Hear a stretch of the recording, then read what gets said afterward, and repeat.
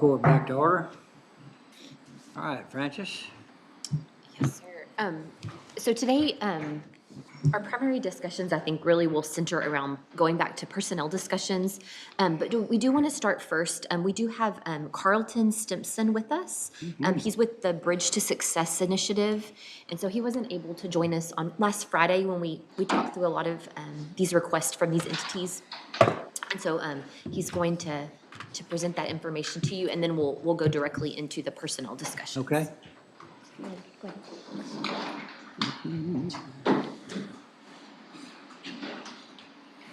Good afternoon.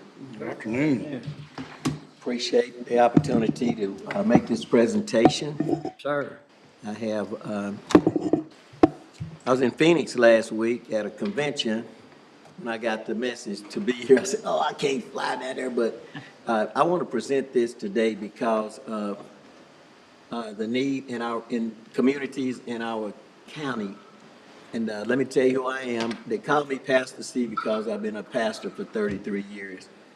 The C is because that's my tagline with radio.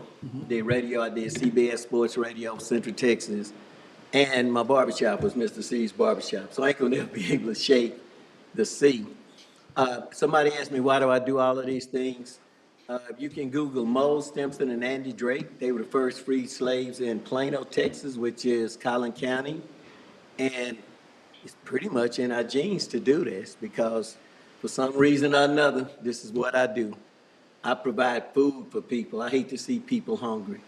Have a serious passion to help people that can't provide for themselves. Because I grew up in those food lines at, at the fire station getting welfare and all of that stuff, so I understand. And now that I've been fortunate to be able to give back, I try to give everything that I can. I'm not coming to you as a pastor. I never shake the pastor title. I'm proud, unapologetically a pastor for 34 years. And so everything that I do is based on who I really am, not on the church or not faith and non-denomination. But the nonprofit is Bridge to Success Initiative, and my goal in life is changing lives and impacting communities in a positive way. And so that's what we do regardless. That's a lifetime vision statement to be able to impact the lives of people with things that they can't provide for themselves, mainly food and other amenities. During the pandemic, a little history of what we do. During the pandemic, we provided over 30, almost 40,000 boxes of food to people in multiple counties, from Gatesville to McGregor to all over. I was getting food from dispersed from Dallas, and I was getting 18-wheelers twice a month. And so with the logistics, we put food out in Hewitt, we put food in North Waco, South Waco. The logistics was that everybody get it, and there was no strings attached, so we were able to do that. And Christmas during the pandemic, we distributed over 500 toys. 500, we provided toys for over 500 families. We even had movie night outside. And I personally organized and started a LLC as a fumigating service for COVID, and which I made a lot of money doing. But low-income people, I sprayed their homes and businesses for nothing. That was my give back. I'm here today because I want to discuss the 2025 Thanksgiving Community Food Basket Distribution. We have done this for 25 years. It started, some of you may remember Ronnie Lee, who played at Baylor, and Big Bo Lee. He came, I went to school with him, and Bo said, let's give out some turkeys for Thanksgiving. 25 years ago, I said, okay. He said, I'm gonna go buy about 30 turkeys. And I said, well, we'll buy some turkeys too. So if you saw how proud we were, pass out them turkeys. I'm like, wow, we passing out turkeys to people. And from that point on, we knew it's something that we'd have to continue to do. It have grown well beyond just turkeys. This is what the people get. You get enough food in the food basket that you can go home and cook your meal. Only thing we don't provide is milk and eggs. So the stuffing for the dressing, everything but milk and eggs, because I think it's important that a family have a meal at home, the Thanksgiving meal, so they can go home and cook their own meal. they can sit at the table. And these boxes, as you can see, it accommodates at least 6 people, if not more.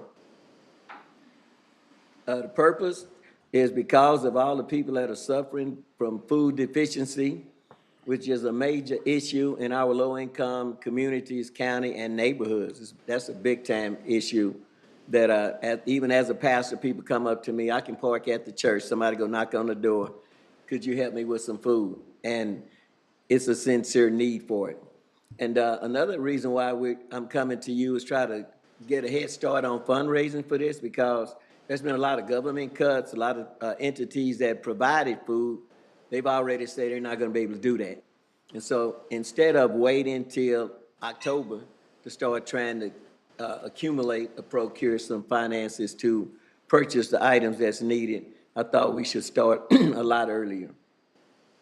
The city of Waco has deemed several of our communities as food deserts. Imagine that, a food desert. I just left Phoenix. I know what a desert is like. And example, from the HEB in Bellmead, I know y'all hear it all the time, all the way to the river, from 35 to 35, you don't have a grocery store. To the Loop, you don't have a grocery store. That's important because people in those areas can't go to the store. They can go buy Blackie Miles, they can go buy beer, they can buy all of that, but they can't buy cabbage and lettuce and onions and fresh meat and stuff like that. And so what I really started seeing more and more is that as we started adding fresh vegetables to those boxes, those people are very appreciative. And I said, well, you know, that's not a lot to do. When people are not where they could get fresh meat, milk, juice, and other items of nutrition. So this has been the passion, and this have been our objective. And one thing about what we do, our objective is to continue serving the community. We don't get a dime for this. I don't save gas mileage. We don't get paid for this. We don't make any money off of this. Every dime we get is invested into products for the people. And what I've learned from doing this over the last 10 years, that it has grown beyond just one person, is that it has provided some community unity, which is always good. And when you have different people from all over, you have people from Hewitt, you have people from China Springs, you have people from North Waco, the crew from Mart, you have people from all over come to the event because they want to give back. And it also provides a Thanksgiving food basket as a holiday meal that can be cooked in the recipient's own kitchen. Here's a picture of some, maybe 2 years ago. That's what it looks like when you, and that's probably half of the people were at that event that day, because we normally have 100 workers working with us. Here's during the pandemic, this is what we did. We did it outside. We did not break the chain. We kept providing during the pandemic. You'll see us outside with the mask on and all of that. All they had to do was drive by to get those food baskets. And believe me, in an hour, you can pass out 300 boxes of food like that. It's not, it don't take that long to do it. And one thing that I never did like doing is promoting that on television. We use social media for that, because if I was in that line to get a box of food, I don't want everybody to know that I'm struggling economically. So Keisha Lopez is a good friend of mine. Jasmine's good. They good friends for years, but I don't believe in getting that kind of exposure. But the word is out, and this is what we do. You see here that we also have young men that come, lift the boxes, and teach the youth the importance of serving. And they come, they look forward to it. Football players, Little League baseball players from all over the city, all over the county. They say, can I bring my youth group? Sure, because we're making it more of a festival. Numbers don't lie. Each food basket has enough food to feed 6 people. We average 300 food baskets. So when you multiply 300 food baskets times 6 people, you fed 1,800 people. 1,800 people have been fed. And last year we did a little bit more than 300. We inch past 300 every year, but that's our baseline, has been our baseline is 300. And we ran over a lot of time, but that's contingent upon what we're able to get funded or donated. And I'm here because, I'm requesting money because a lot of our donors are from the private sector. They work, they like me, they don't have, I have two granddaughters living with me now, so I don't have that extra money. I don't have money to do a lot of things, so they can only give so much. And with the uncertainty gleaming for this event, uncertainty that's gleaming in the fall with the tariffs and everything, a lot of people are going to be in need. A lot of people have lost their jobs, and a lot of people are already trying to figure out how they're going to make it. So I make this appeal for those families so that we have an opportunity and have time to see what we can do and how we can address the need. My goal is to procure $10,000 for funding. This amount will supply a minimum of 500 food baskets, but guess what else? We can buy coats and gloves for the wintertime. We get coats, gloves, and ball caps. I mean, not ball caps, but winter caps, because a lot of those people, they come in there and it's cold and they don't have a cap.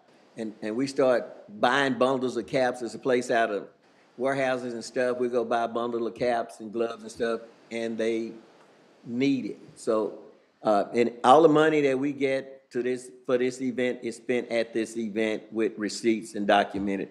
We are 501c3, and no worries for this person right here. I think most of you know who that is. That's somebody that has worked with us forever. Somebody who worked for us forever and endorsed us and was always actively involved. And I want to appreciate Commissioner DL because he was there. He was there and experienced firsthand what we do over there. It's not fake. It's not a hustle. It's something that's real and it's something that's needed. And I'm trying to do my very best to make it happen. And I appreciate the opportunity to make this presentation. Thank you. Anyone have any questions? Well, like Pastor C said, Mary and I were very graciously invited to come. And hunger's doesn't discriminate against white, yellow, black, blue, or green. So it happens, they come from Hewitt, Woodway, China Spring, Bellmead. It was a blessing, and I enjoyed that night. We gave, and we'll give again this year. Pastor C has never asked for anything, and he has worked hard and diligent all his life to help people in this community, and it's a community need. I know there's a lot of people asking us for money, but I'm wholeheartedly behind Pastor C here to continue this love and this passion that he has in our community.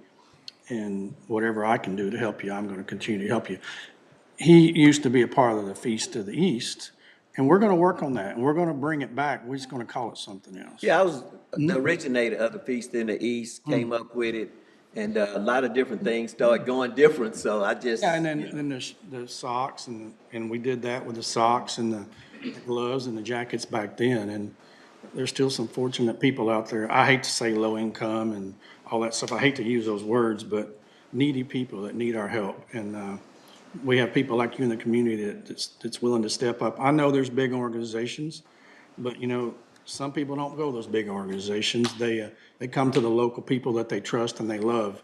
And you're one of those gentlemen, and I appreciate you coming to court today. Well, I appreciate you. Thank y'all very much. Thank you. See, do you have contact with Ronnie's daughter any? With who? With Ronnie Lee's daughter? No, I haven't had a chance to talk to them since the funeral. She's a sweetheart.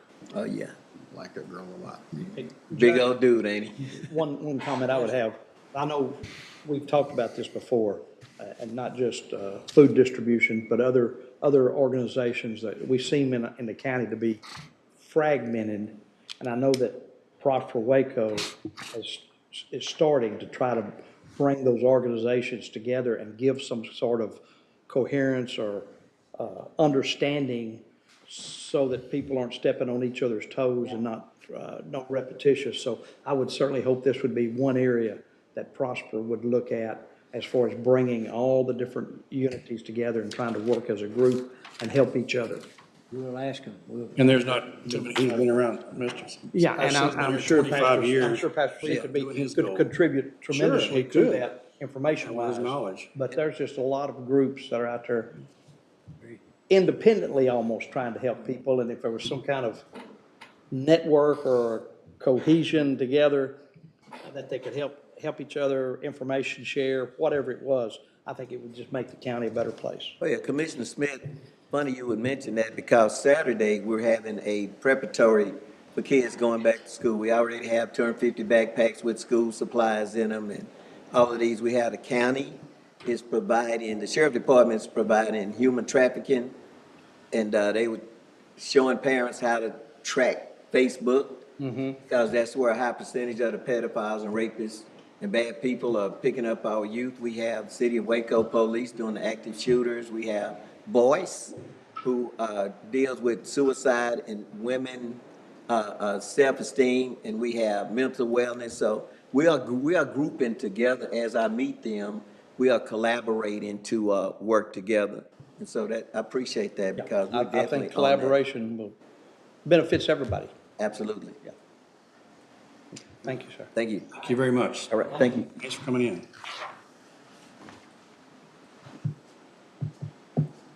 Okay, Francis? So then I think we'll go ahead and move on to personnel discussions. And so we have Anna again with us here today.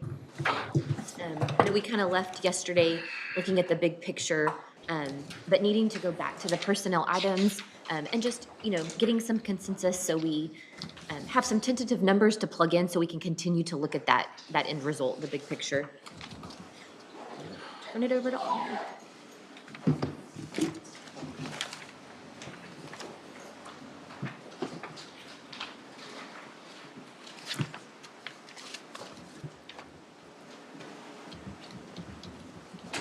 Good afternoon, everyone.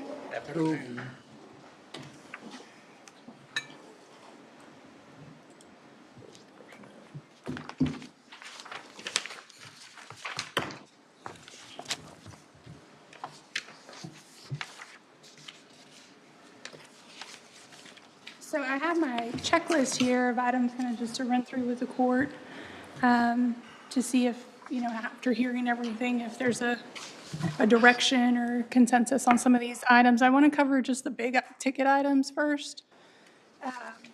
And I want to start with the cost of living adjustment. So we have the final estimate that we provide the court is new CPI data came out yesterday. So we did already have that new number, and it's went from 1.61 was our estimate in June, and now it's 1.76 is the new COLA estimate. And I think Francis has already plugged that in Yesterday she did. to that. Will that be the final one we get, or will there be? That will be the last Will be the last, update. okay. And that will be the last update. So we started in May at 1.74, in June went to 1.61, and now we're at that final number, 1.76. So that'll be the last time we provide an update or estimate for it. The next big ticket item is step pay. And I know I presented HR, just a few HR options for how to apply an adjustment, if the court wanted to apply adjustment to the step plan that was implemented this past year. And some of those options were tied to COLA. And so those figures have also been updated with the new COLA Do estimate. you have those with you? Yes, I can pass that out.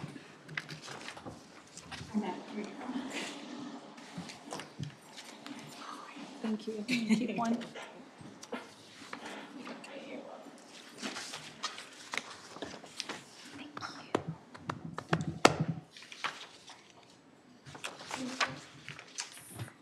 Thank you. Thank you. Hey, Tracy.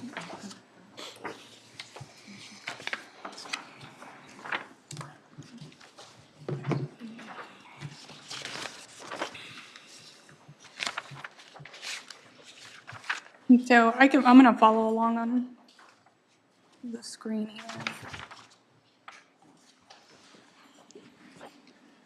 Oh, share.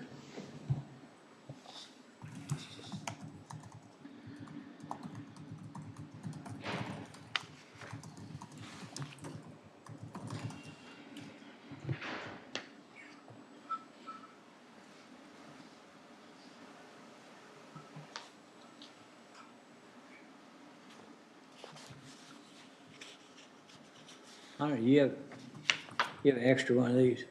Yes, sir. Please give it to Major Ives. Thank you.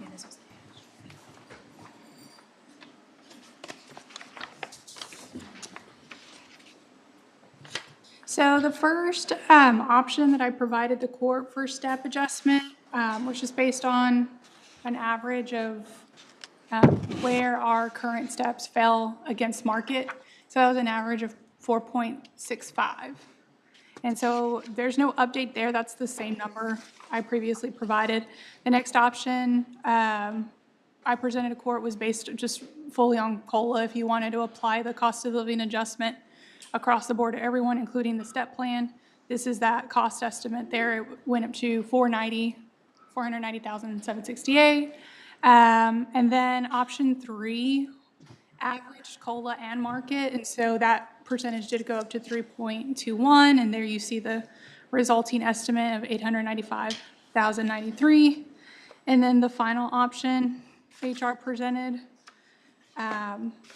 was applying COLA across the board except for 2 position titles that we saw a higher rate of turnover compared to other titles in the step plan. And so, because again, that hinged on COLA, there was an increase there as well. So now that's at $962,970.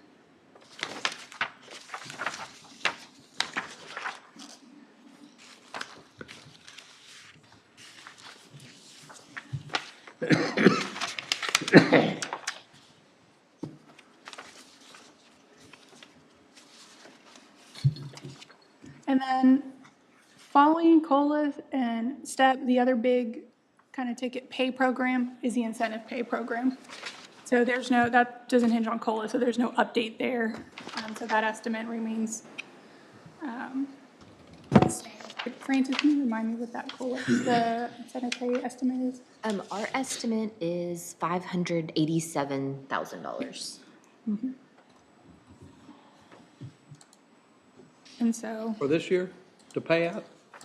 For 2026. that's for 2026. Oh, to put into 2026 budget, okay, because it was, which is, what is I'm it, sorry, what I is it misspoke. currently? It does, What is it for this year? the payout is 400 and, I have that number. And that amount I just said was, that's with benefits and taxes. And it was what again? 500 and, just around 588,000. And what is it currently, payout that we just approved for? Calling that out.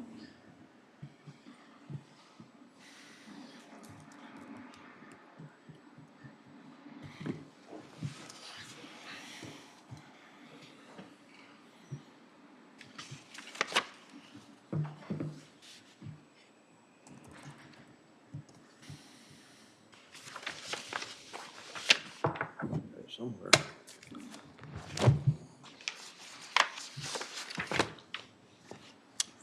$482,000.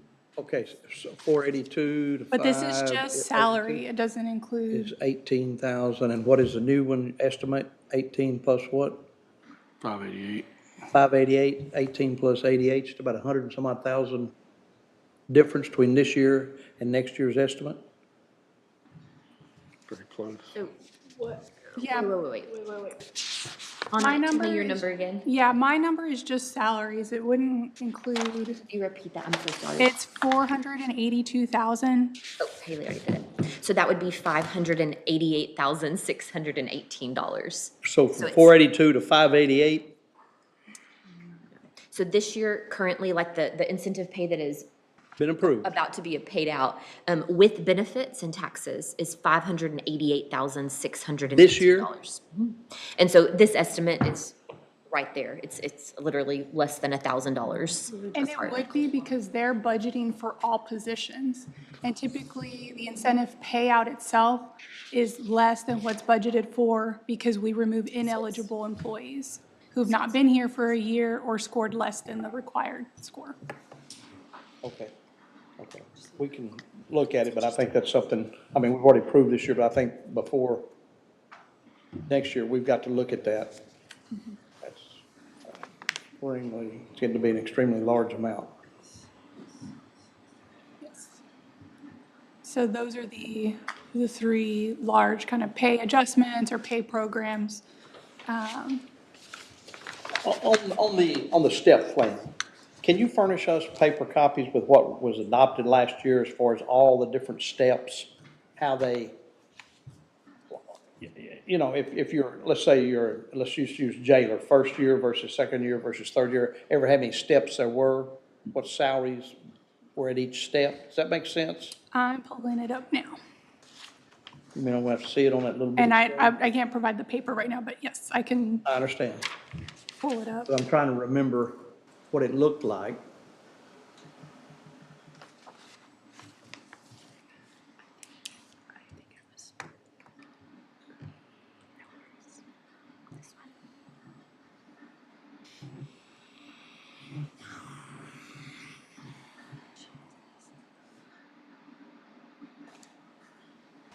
Oh, boy. Ah.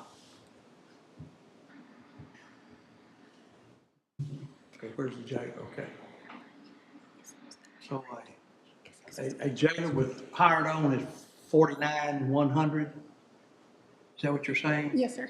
And then the next year it goes to 55, it would go this year, next year, or this year, it was 50, if he was hired last year under this, it goes to 5548. Is that on anniversary date? Yes, that was one of the big kind of policy changes is rather than wait. It used to be just at the beginning of the fiscal year, everybody bumped up to their next step, and now it will be on anniversary date. The pay period following anniversary date, I believe is how the policy is framed. So they'll see it real time. And those numbers have about a what percent average increase between them? Did you have that information? It ranges from 3 to 4%. It's different across each rank. Was it different? Yeah, like not within each step of a rank, but across ranks, the percentage is slightly different of what the bump is. Okay. What was that number? Let's say just the jailer. I'm just looking at jailer right now. Between 52,040 and 53,575 and 53,575 and 55,155, are those consistent percentages or are they Yes, changing? they're consistent percentages. Each step is a consistent percentage within the same rank. Within the same rank? Okay, but the percentage change across from like jailer to jail corporal, jail sergeant and so forth, correct? Correct. Okay, okay.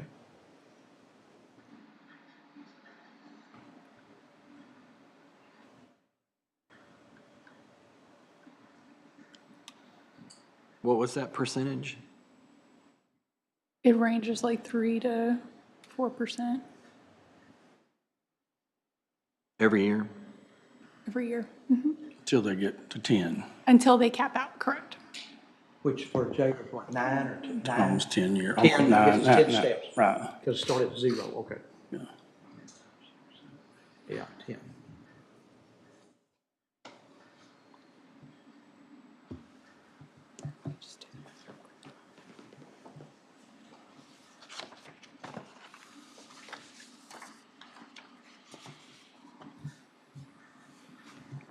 And tell me again remind us of what the reason was as you moved up in rank, the number of steps reduced, Anna.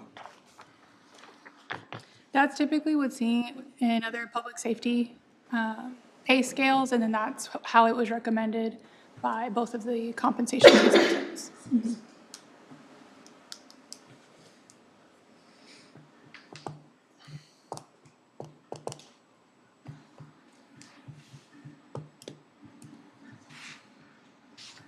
Yeah, so I'm sorry, it's a 2.9% increase for jailers. That's the step percentage. 2.9? Yes, sir.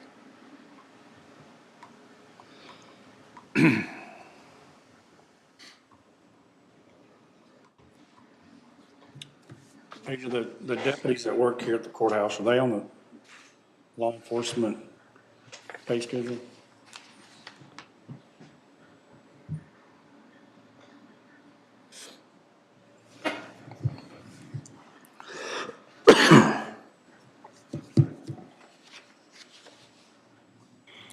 We've had 351 leave us in 5 years.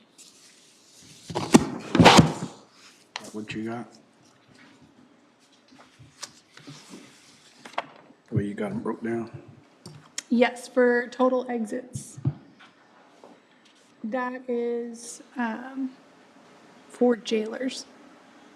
So it's staying around 40% theoretically for 5 years, around in there, close to it, average.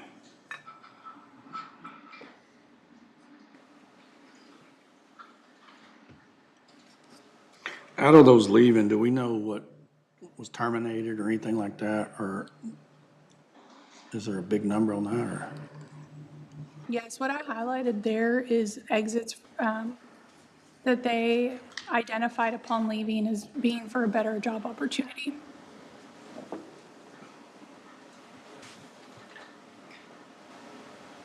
Say that again now. You did what? That's leaving for a better job. Yes, that's just but I'm just asking, do we have a termination number at the jail? Are we terminating a lot at the jail? Out of that 351? I mean, you're not seeing a lot of that problem? let me pause. I can pull that up real quick. Did you ask something about retirement, I thought? What did you say? No, I just, Oh, I thought you- no, just people that are getting terminated. Does that show up in the 351 is what I'm getting at, I guess? No. No, okay, Oh, yes, it does. I'm sorry. That is total for any reason. okay. But I can pull up termination specifically.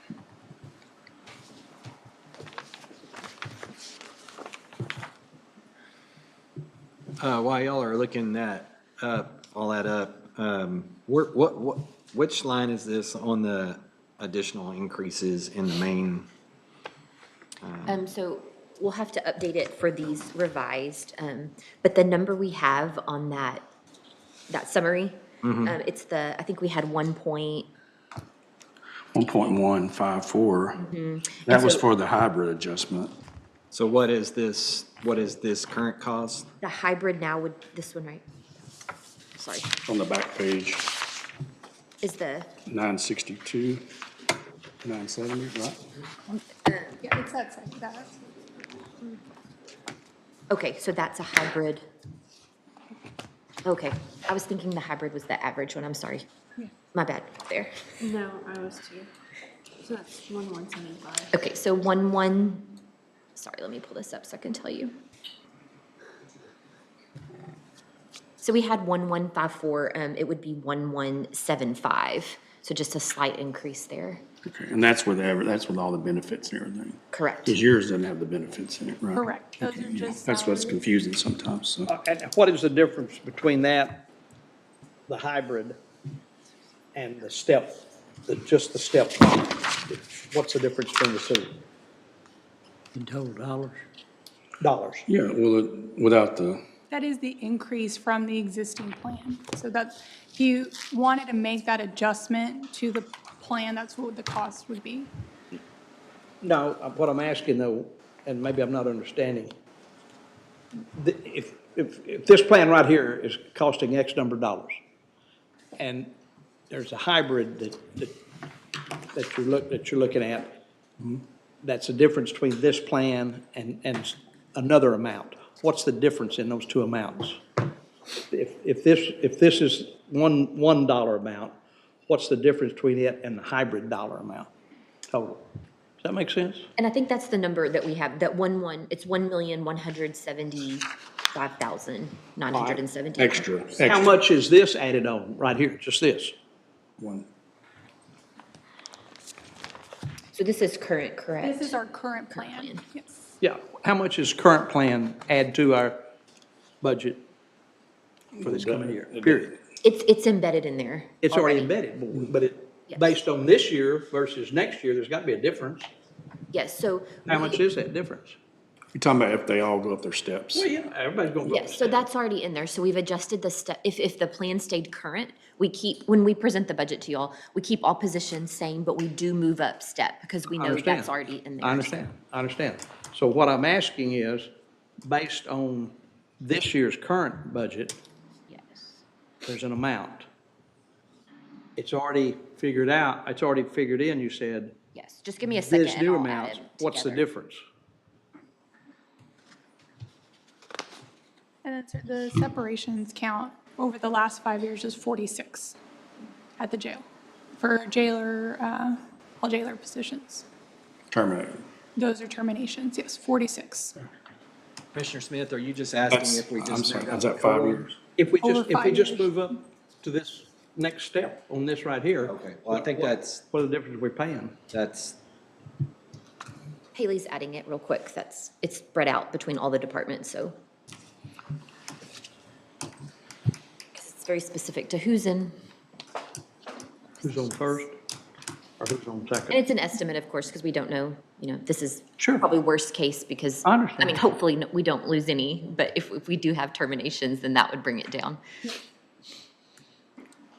So your estimate is based on if everyone stays? Yes, that's the goal. Assumption, yeah, that would be, you'd have to have an assumption of that. Is there any interest in picking out a figure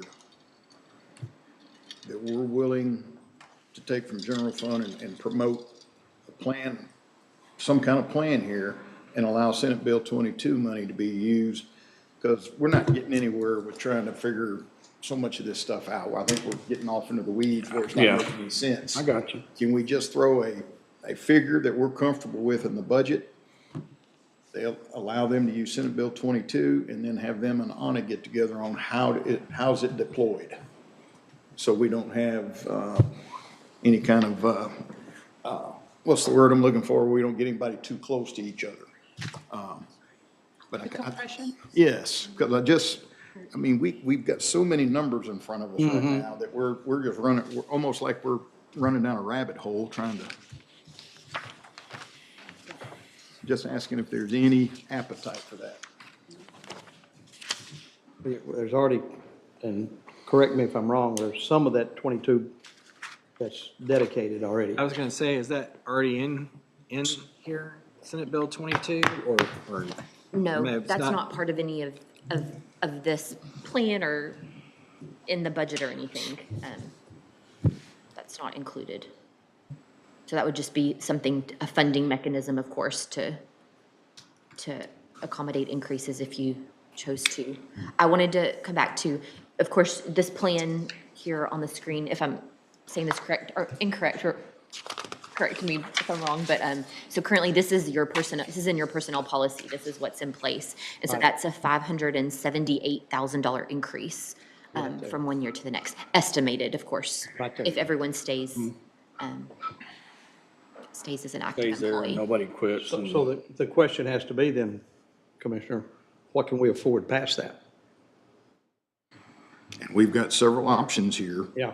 Yeah, we're already at, And then, and my thought would be, let's pick an option and then allow some of Senate Bill 22 or all of it to be used to get, because we've got, I mean, I can't agree just to COLA at 1.76. I don't think so that one's not an option to me.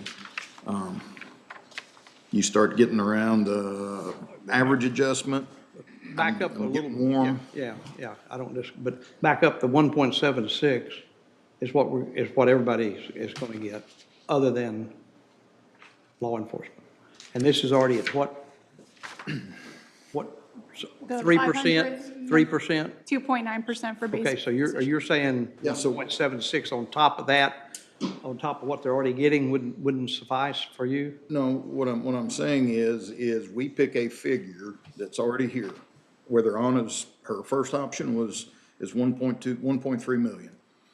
Her next option is 490,000, then 895,000. Let's find a figure that we're comfortable with from the general fund, not inclusive of Senate Bill 22 money, just what we're comfortable with out of the general fund, and then allow them to use Senate Bill 22 money, and then they work on getting closer. It might not get them exactly where they want to be this year, because there's debates either way on midpoint, and are we behind?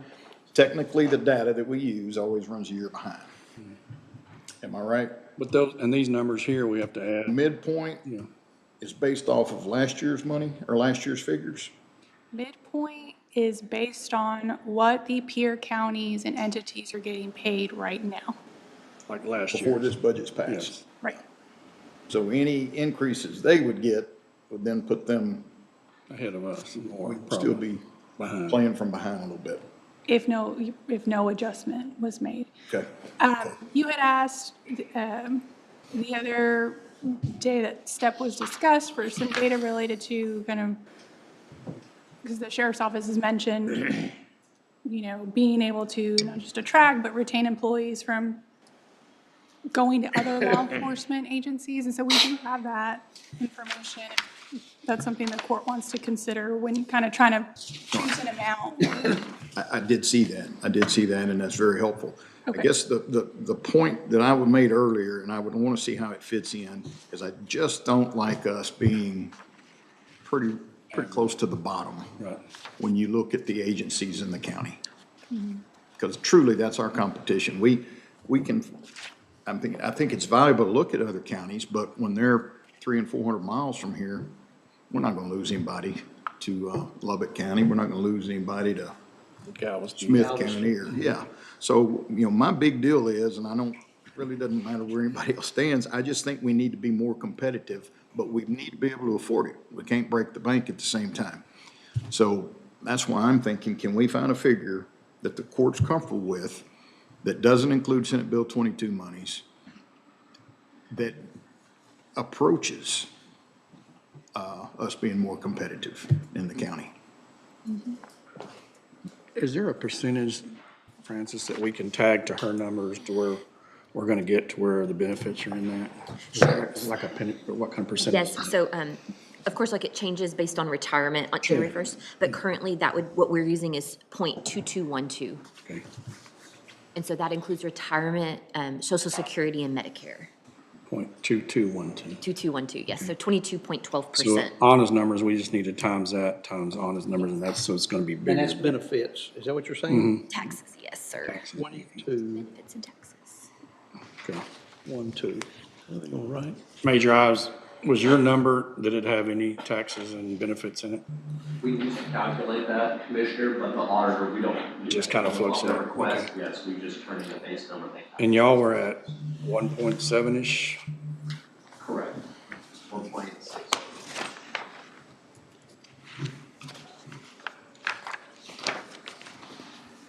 Well, not too far apart. You know, in one of your, you know, Yeah, so just working with the main summary here, if you put $1 million in that line,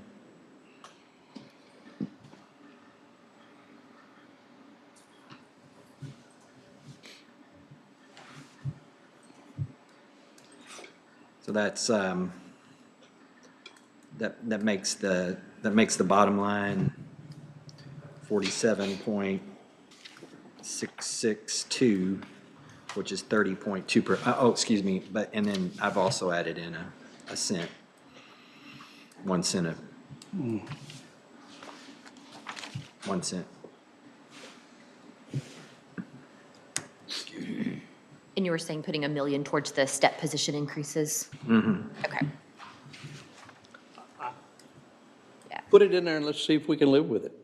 I mean, that's what I think Commissioner Perry is trying to say, is pick a number, put it in, and then see how it shakes out, and see if that's something we can live with. Now, you'll have to figure out how that would be distributed. And I think that's where this data that was requested may help in the distribution calculation. So that's the first page. Well, I think the distribution needs to be,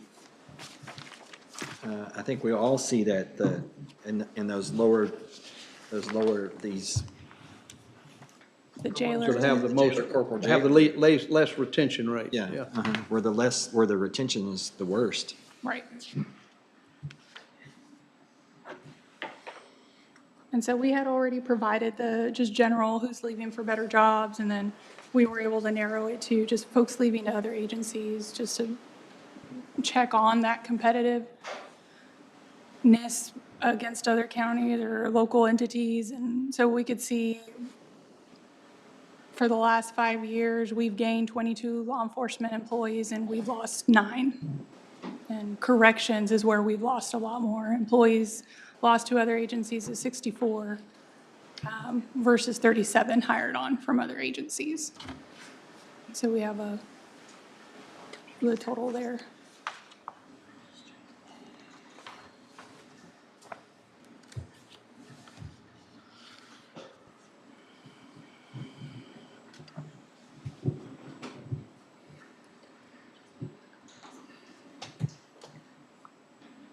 It's all going to come down to what we can afford or not afford, so. We should probably, would y'all want to be a part of this conversation? I think they should be.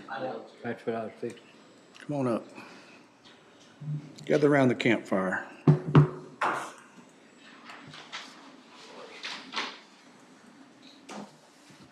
But if you put $1 million in there, just real quick, the calculation is 44.7. I'm going to scooch over, General Dan, so fund you can sit right here. Yeah. What did you say that was, Will? Say it again.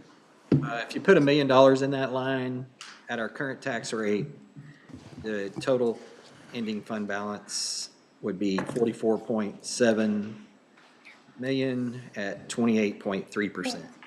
And tell us if you want to switch the share screens, and we can pull that up as well. So it's up to y'all. That's what. Or we can come back that's to with it in a no minute. Pennies, right? Pardon me? That's no pennies. That's in no, the- that's the current tax rate.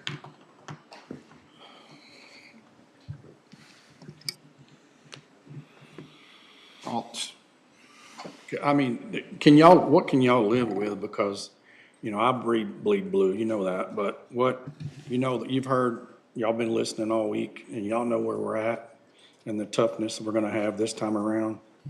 But maybe we can get you some this year, then get you some next year, right? I mean, can happen. Yeah, depending on the number that we choose. I think, I mean, it's, And what did we spend last year?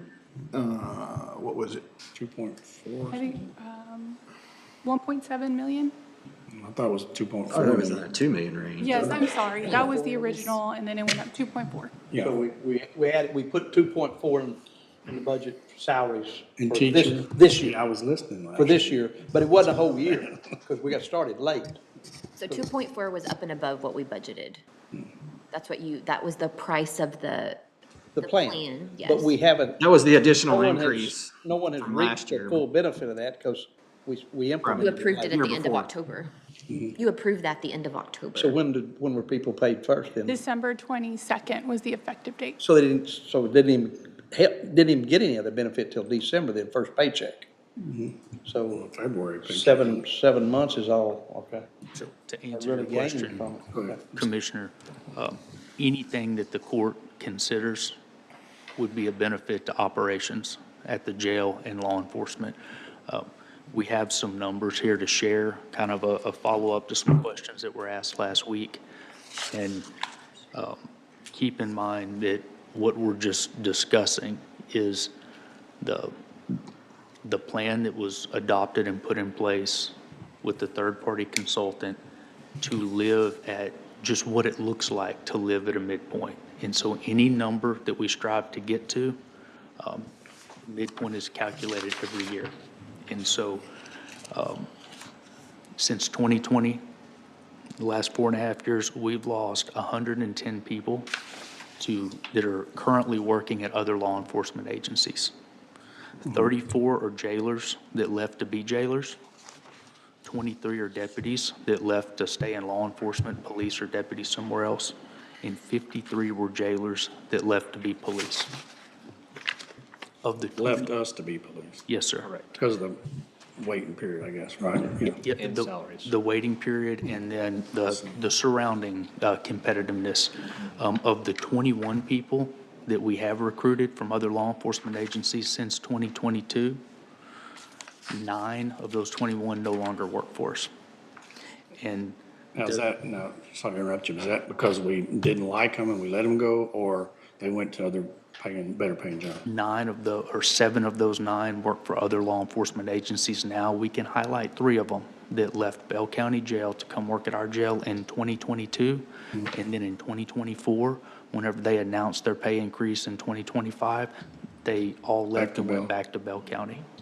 And so it was asked, who are we losing folks to, or who are we competing with locally? Who we actually compete with is Bosque County, Groesbeck, West, McGregor, and Lorena. And we're taking some nighttime calls from Lorena from staffing issues. So we want to be as responsible with our budget to affect the county and the tax rate as possible. We just want to explain to the court where we are and why we're requesting consideration to strive towards midpoint. Does anyone have the list of the agencies local agencies? Can anyone pop that up? Yes. That we lost to? No, as we sit today, where do we rank pay-wise with the other agencies in the You gonna county? include Waco? We have both, You sir. can, but you're not gonna be able We to. could never compete against Well, Waco. but it doesn't matter. But where do we They're rank? making that. You need to see what they're making. I'm not saying that these guys need to make that, but we're not even in the middle of the pack. Have y'all seen, y'all got this, didn't you? We got it 5 minutes ago. Okay, so. Whenever we were 1, 2, 3, 4, 5. I guess those were all jailers. You want to put your, Left to go to Bell County, but all of them had basically Bell County addresses to start with. Commissioner, I'd also like to point out that that is not just the Bell County address. They came to us to make that drive for a reason. It was for They came. salaries. Yeah. And they went back Yeah. because of salaries. I'm just wondering how much it took to get them back. Well, it's about Considering if you figure in mileage 13% dri- more than us. driving.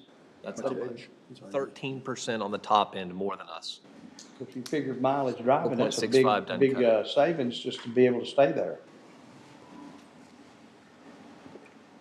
We'd be more than happy to show you some of the information we have. It's all directly from TCLEDs. We have full statewide access, so we can pull full statewide reports from TCLEDs. Every bit of data that we have is directly from TCLEDs. wanted to see the chart of where we line up locally. You know, you got one Who's person. pulling up local? You got one person that drives from Gatesville to Bell County. That's a job, that's a drive. So, you know, with 13% pay raise, share? Yeah, I mean, you know, that's quite a bit of cash. do you have it? Yeah, that's how I do it. Okay. Yeah. Want to make sure I You have to, have to maximize your Zoom and I didn't then hit the wanna- green share. I didn't want to have to dongle my laptop, but I have to. But people have been having issues with it, so whichever's. And Commissioner Smith, just so you know, I did research, and every county, the biggest town always outpays the sheriff's department, and it's pretty close. Surprisingly, the difference is about $10,000 per person on that. So, Really? yeah, so you look at Galveston County, Galveston PD is the leader. You look at Lubbock County, Lubbock. Lubbock's the leader. So whatever the county seat is, seems to always have the bigger department and has the better Oh, yeah. package and benefits. Yeah. And it's just a standard deal from what I could tell. And I will say that the Waco Police Department, generally speaking, Bell County, Hill County, Lacey, Lakeview, Falls County, Belle Meade, these are all agencies that we commonly lose folks to. And the most common demographic of jailer that we lose as well is people who are going to be law enforcement. Now, that's why the law enforcement salary is extremely important to us. The law enforcement salary is a retention tool for our agency. We're not asking to be top of the heap, and we never have. We would love that, but that's not something that we believe y'all are willing to entertain. But when we tell an employee, y'all work for our agency and we want to promote y'all, we want y'all to be in our law enforcement pipeline, but the local agencies are paying between 10 and 15% more with hiring bonuses, soft pays, packages across the board. It's very hard for us to make that argument for those good employees to stay with us at the jail level even. When you get into the local competitors, these are some of the either direct screen clips from their budgets or from their social media accounts. These are the agencies that we commonly are losing jailers and law enforcement officers to, both. We're losing them to Hewitt, we are losing them to Belle Meade, we are losing them to Woodway, we lose a few to Robinson, and we lose, of course, the majority in line share to Waco.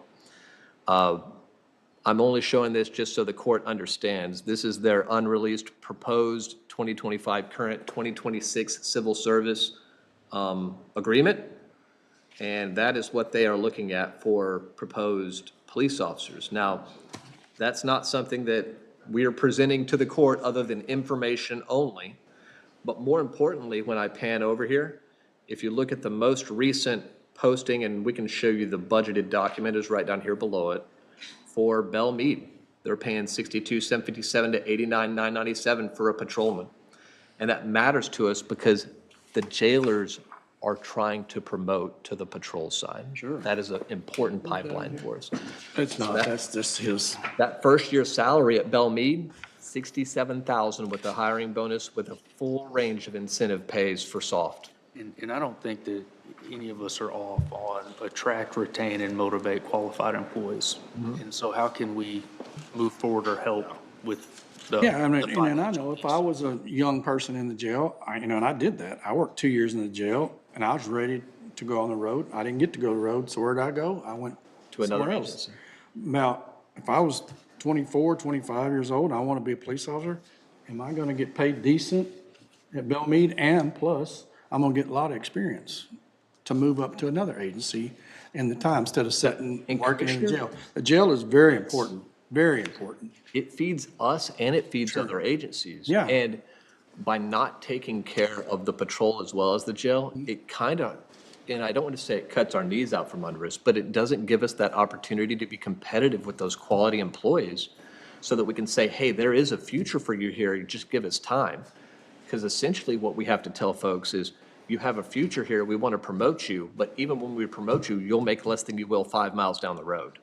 So that's where we just have to be in the ballpark to be able to offer them the same things that these local Because agencies. a 2-year guy at the jail is making 51,000. Somewhere, I don't remember now. 50,500-ish, I believe. Yeah. And there's a lot of people, especially middle-aged or career, it's a great place to be in the jail, and it's safe. Well, it can get dangerous, because I was there, but there's a lot of young male and females that want to be police officers, and it's a stepping stone for them, and they're not going to sit there for 8 years to get out in a patrol car in their prime. And I will tell you that these other local law enforcement agencies realize that as well. They are actively recruiting from us every day at our facility, every day that they are teaching at the academy. They are trying to pick up our quality jailers because we have a good group of employees to pick from. Well, you train them well, too. Yes. And then we don't want to lose out on that, Good training. Commissioner. Maybe these smaller cities need to pay us for our jailers. For training them for them? Yeah. Well, I mean, that's one of the There's a things, catch-all. that's one of the things that local, that's one of the things local law enforcement doesn't have to deal with. Exactly. Besides the county. Exactly. Is the jail. They can concentrate, focus on patrol. Waco used to have a Detectives. jail. You know, some people had jails. Back Yeah, Lacey Waco Lakeview had an old jail. Lacey Lakeview had an old jail. All of them run. West had a jail. I call them holding cells, really.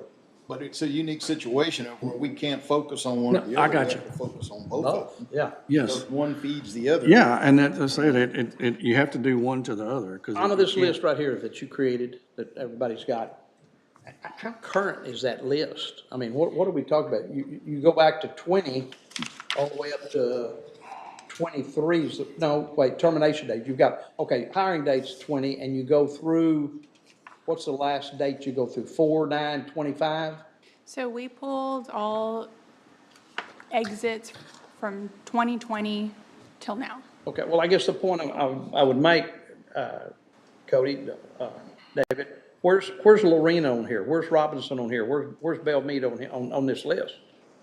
On her list, I have. On her list? Commissioner, I've seen got- this 5 minutes ago. I don't know. We ran the full TCLEDS report. I don't know how she sourced this data other than the public source. Was this, Ours is all So inclusive. this list that you're seeing here is just folks, so 25% of all employees lost to law enforcement agencies. That's either side, corrections or law enforcement. right? Joined agencies closer to their home address upon hire. And so that's what this list is. So where's the list then? I can pull it up. Of all, yeah, I mean, that's kind of in my mind, deceiving a little bit, because we keep talking about who we've lost locally, and I keep hunting something local. That is the local list in the form of a chart. And we can sort this however y'all want live. We can sort it by year, by agency, by date, whatever you Yeah. want, so. We had to narrow it because it's a long It, list. it is certainly a long list, I agree with that. Is this exit interview data, Anna? But you could sort it to local agencies. TCLID's and You could Munis. sort it to McLennan County agencies, couldn't you? Didn't you have a list of McLennan County agencies? It was just a list and what they pay. That's really what I wanted to look at. We do, and Let's see. here are the ones, so we can show you every single one of them, but the problem is, these are the agencies, Commissioner, it's unfortunately a large chart, but when you go in and kind of filter it out to get rid of all the little one outliers, right, that, you know, you're losing one person here, one person there, it doesn't really, they're not as substantive, right? The more substantive answer is that right there. This is where you're losing a large chunk of people plus Bell How County. many, how many people have gone to Waco PD from here 12 since 2020 or what? since 2020, yes, sir. Okay, but not necessarily since we implemented the new step plan. Correct. Okay, so I guess the question would be, how many have we lost since we implemented the new step plan to these agencies? That would be like 2025. I can probably calculate that. I will tell you though, Commissioner, I just think we've become more competitive since 2020. Not really. yeah. If you look at those Yeah. numbers, we're still bottom of the barrel. So this is Bell County. This is the jail that's most competitive us locally and on our list, right? So that is the mid, and max, and the variance percentage for Bell County. We are 8.64% on the minimum below Bell County, 13.4 in the mid, and 17% on the max.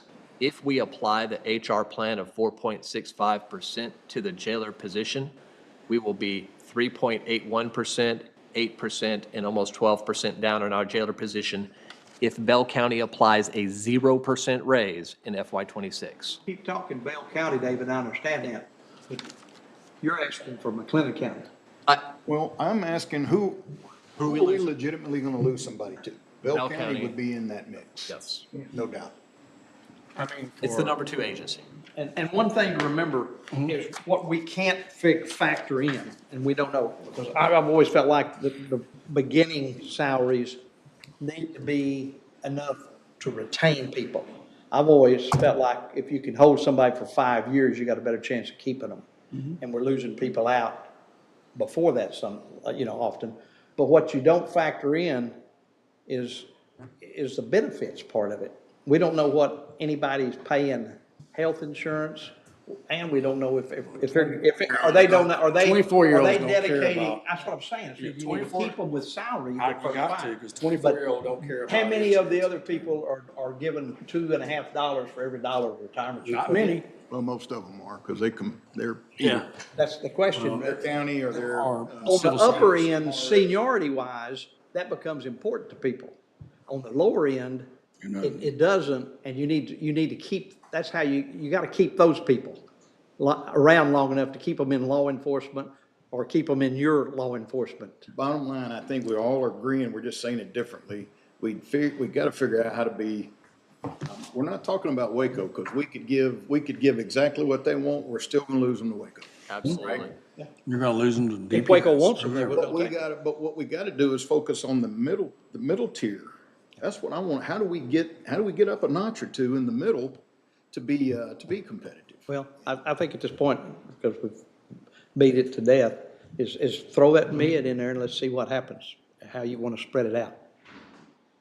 Our entry-level positions are always going to be a priority for us. For deputy, that first grade promotional slot, jailer corporal. You're those are gonna be increase, primary. I don't know what that's gonna make the difference between steps.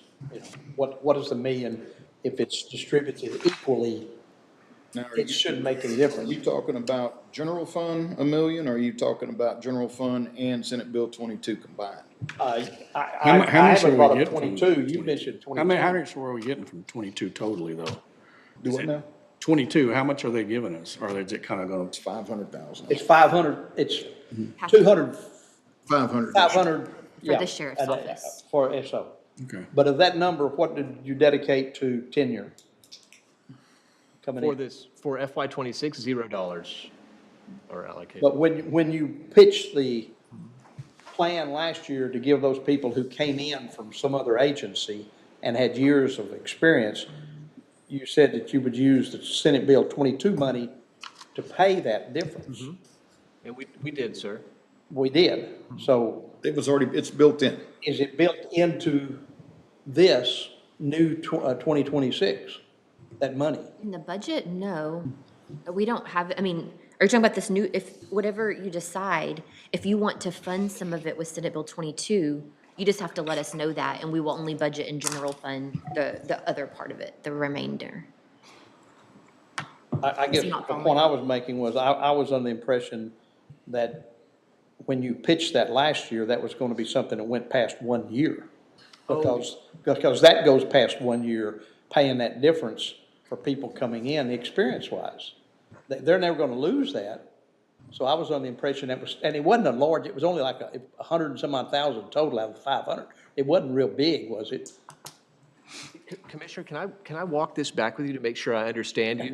And You came to us after the STEP plan and said, we've got people that we're hiring in that are gonna end up being lower than some of our current officers or deputies, and because we're not giving them credit for being years' service in another agency.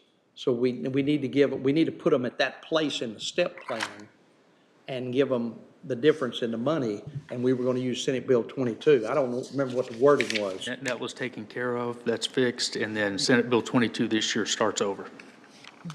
so, But their salary doesn't start over. I mean, that money is still, that step is still built in to where they're going this year. is the, Yes. is the contention, and Commissioner, I'm trying to, Well, I'm trying to figure it out. not contentious at all with me, right? I'm just trying No, to I make sure that I understand, understand. because I'm trying to understand myself. No, I totally get it. There were a lot of changes. It was a complex process for sure. So you're saying that we committed funds to make a policy change to the implementation of the STEP plan, and we committed those funds in the future year, Portion of those funds. a portion of those funds in the future year. To keep that person at that step, or step up. The SB 22 money, Commissioner, is completely up to the courts. I understand that. But if the question is, do you want to continue? You don't want those people to slide backwards because they lose it. We want the Commissioners Court, or our recommendation is going to be to support the salary plan, salary increases, and salary survey 100%. Does anybody remember what that amount was? Well, but Commissioner, I'm thinking it wasn't last year. I'm thinking it was, because Captain Eubank was the one that kind of came up with that thought process and that idea, and he's been gone. I can't But we remember. just got the 22 So- money last year.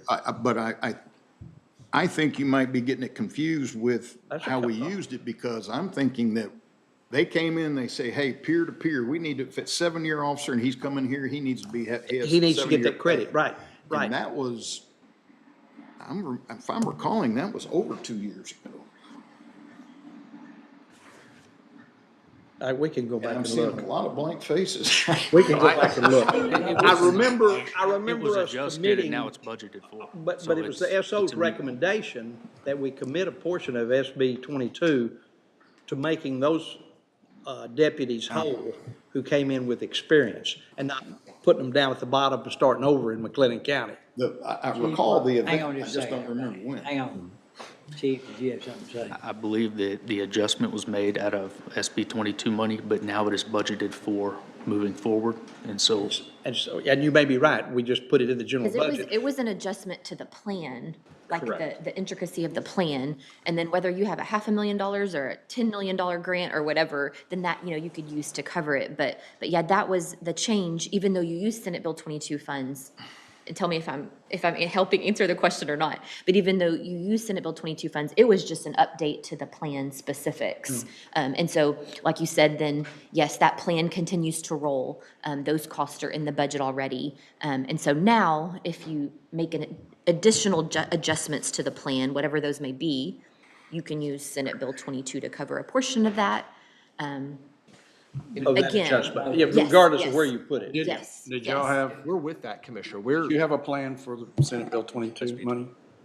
for the salaries for our employees. Yes, and I don't want to muddy the water, but I'm saying if it's $500,000, that we don't necessarily have $500,000 to throw all at this $1 million plan, because a portion of it is still out there somewhere benefiting those people who came in with tenure from some other agency. That's kind of like a grant, that you hire somebody with a grant and it goes away.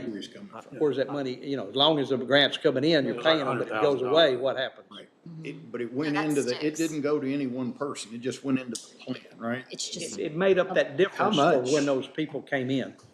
It made up that difference, because the plan didn't take into account originally seniority from. It's coming or in years of every service year. from some other agency. so about a $500,000 is what, until the next time the legislature meets we and hope they changes that continue. statute.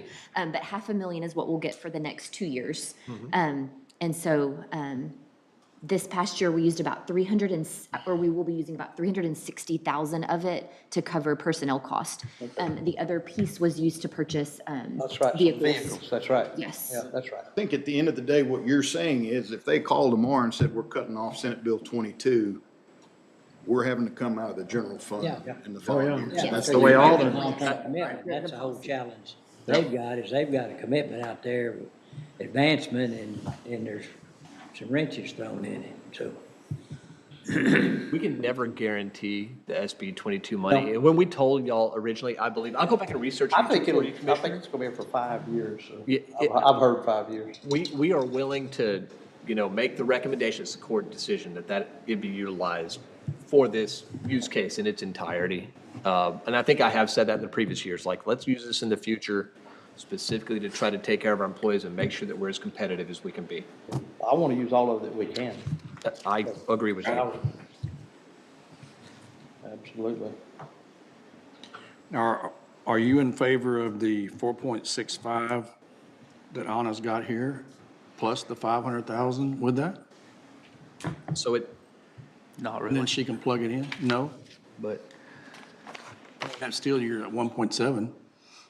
It'd be 1.5, I guess, then we add $1 million and then add 500 to it. Well, but if we did her 4.65 adjustment, it's 1.296. Yeah, 1.29. Yes. I'm just saying. Yes, That absolutely. puts you at 1.7-ish, Yeah. 1.6. we and- technically need less than that, probably. I'm sorry? If you use or commit SB 22, all of it. Exactly. I gave you an That's answer the to the court's wrong decision, plan. once again. Absolutely. I think that's a good funding option. Fundamentally, I don't think that any of us have. But how do you plug that in, David? Anna would have to help you. I'd have to get together where you plug that in. Certainly, we can go through the compression issue and look at all that, but we're very concerned with following the market. At the end of the day, it just makes the most sense to not pay gap people or, And I do like her hybrid because it works on the jailers and the corporal jailers, but I do like that too, but maybe on compression or whatever you need to do, if you could get that 1.296 plus the 500,000, you could work on the jailers and the corporal jailers to work something out for them. and we would ask, Commissioner, that you also consider the deputies, once again, because the main reason that jailers are leaving is to be the police. We need a pipeline. But you have Yeah. you have a decent plan at 1.7 or 1.6-ish or whatever it is. Yes, we do. So, And ultimately, fundamentally, I think everybody kind of agrees and wants to get to the same goal. sure. We don't have a disagreement on trying to be a midpoint or trying to be competitive. All those things make sense to us. It just comes down to the argument is really just the argument of dollars and cents, right? So it comes down to how much money can the general fund sustain, and then we will put that to the absolute best use through coordinating with HR. We to make it appreciate work. that. Here's the question I have too, knowing that it could go away, okay, it could. Sure.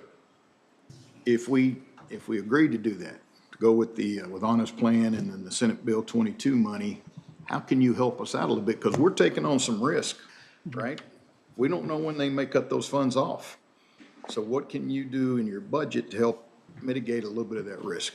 And I will tell you, other than contractual changes, if y'all look at our budget and our budget requests over the last few years, we have been able to cut the amount of vehicles that we've asked for because of asterisk.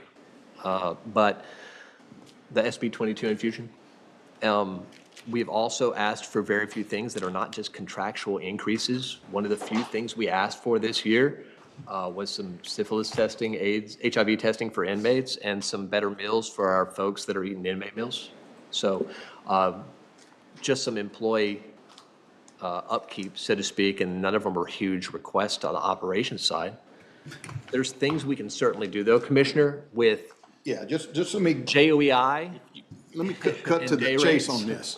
We still have a little bit of a red tail over here because Road and Bridge is taking a hit to try and help the budget We're along. very sympathetic to that. And if you guys get the pay scale where you want it, this is public safety too. I mean, we've got roads that we've got to keep that are safe and all, and so what we're trying to find right now is how can we play ball in the same court, kind of get you guys what you need and get us what we need?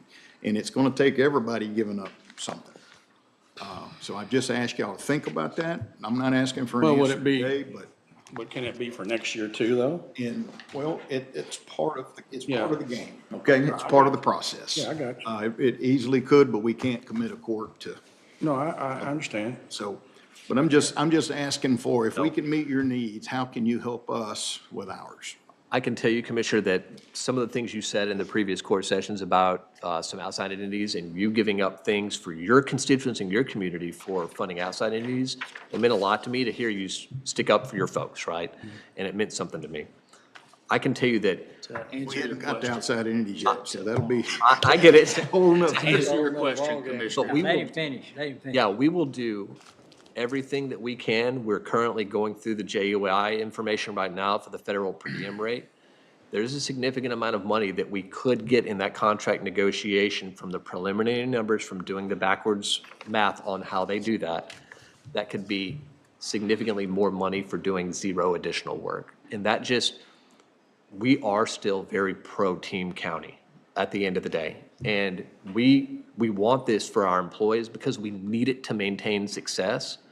We don't want to have to make cuts or make changes. We want the county to thrive, and we want it to thrive because our employees are doing well and we can get these better rates. Chief, so in addition, with option one, HR recommended option one for consideration, plus SB 22 money, we would be able to, we would have more money than we need to reach the plan midpoint progression for next budget year.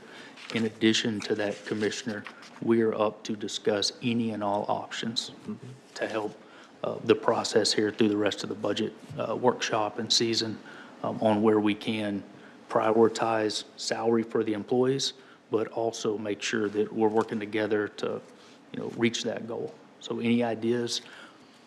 We pride ourselves in trying to come in absolute,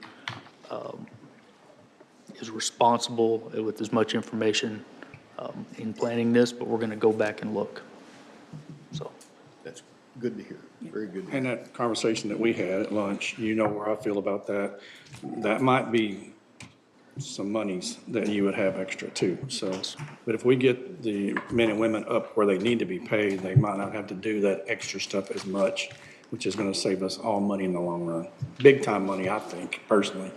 We 100% agree with you, Yeah, Commissioner. okay. It makes good sense.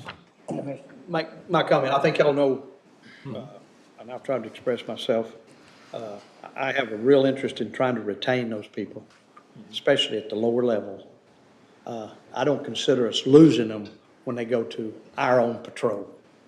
Okay, I don't consider that a loss for the No, county. that's- I think that's a that's a plus in my triple mind. A. So I don't even know those numbers if we use them, but I know those lower entry levels, what you want to call them, are the hardest people in the world to keep. And if we can keep them for, I think 3, 4, 5 years, then it's kind of like your hours.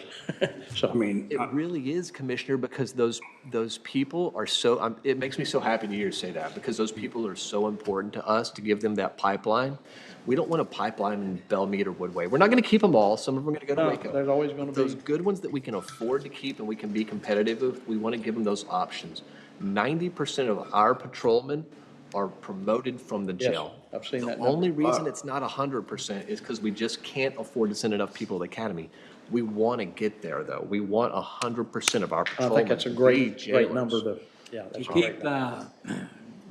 to keep an employee, if you can get over that first 4 or 5 years, then they start noticing what I call the sticky benefits, which are healthcare, There you go. retirement plan, I agree. all the other things that come with it. They're Those gonna are- grow up. It doesn't stick till they get ready to notice that it does have a value to them.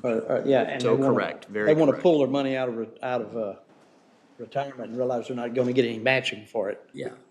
What we have noticed is that the 5-year point is when employees stop complaining about the retirement contribution and start asking, why can't they put more money into it? That's what kind of happens. And it's for a us. double-edged That sword kind right of there. shows in the. It's where the you pick- shift. Right, right. Absolutely. Judges, I absolutely. had a conversation with Deputy West today over at the annex. He's excited. I guess he's going on patrol next week. So he's very good person for our community and our staff, so. And he's pumped up, so he'll be a good one. Well, let's roll with it. That's my final comment. I'm shutting up. Okay. Well, you know what we're rolling with. Yeah, what are we, So can I- what oh, I we was- decide? Yeah, I would say just what I heard, and so, just, of course, still for discussion purposes, but, I think what was proposed was adjustment option number 1, which is on page 2 of what Anna passed out. And so the total she has there estimated is the $1,296,630. Does that And so- include, No, so with benefits, that will be $1,583. Okay, I'm just gonna start over. I'm having trouble reading Okay. numbers right here now. $1,583,445. If you utilized the $500,000 of Senate bill funding, that would bring the general funds portion to $1,083,445. but I don't think that's what was intended, was it? I think what was intended is that we would do the 1.583 and then, Add the 500. and then. Well, we wouldn't have to add all 500. Agreed. So y'all, We y'all clear my want to mind. be around the 1.7. And I'll tell you, Francis, we're not on a particular plan, but it's the financial number that the court wants to commit to it, because that's what it all boils down to. So the general fund's commitment then would still be the 1.583 million out of general fund? Is that where the Senate Bill 22 money is? No, that's not the agreement. The agreement So is is this, is it one of those? 1 million plus the 500,000. correct.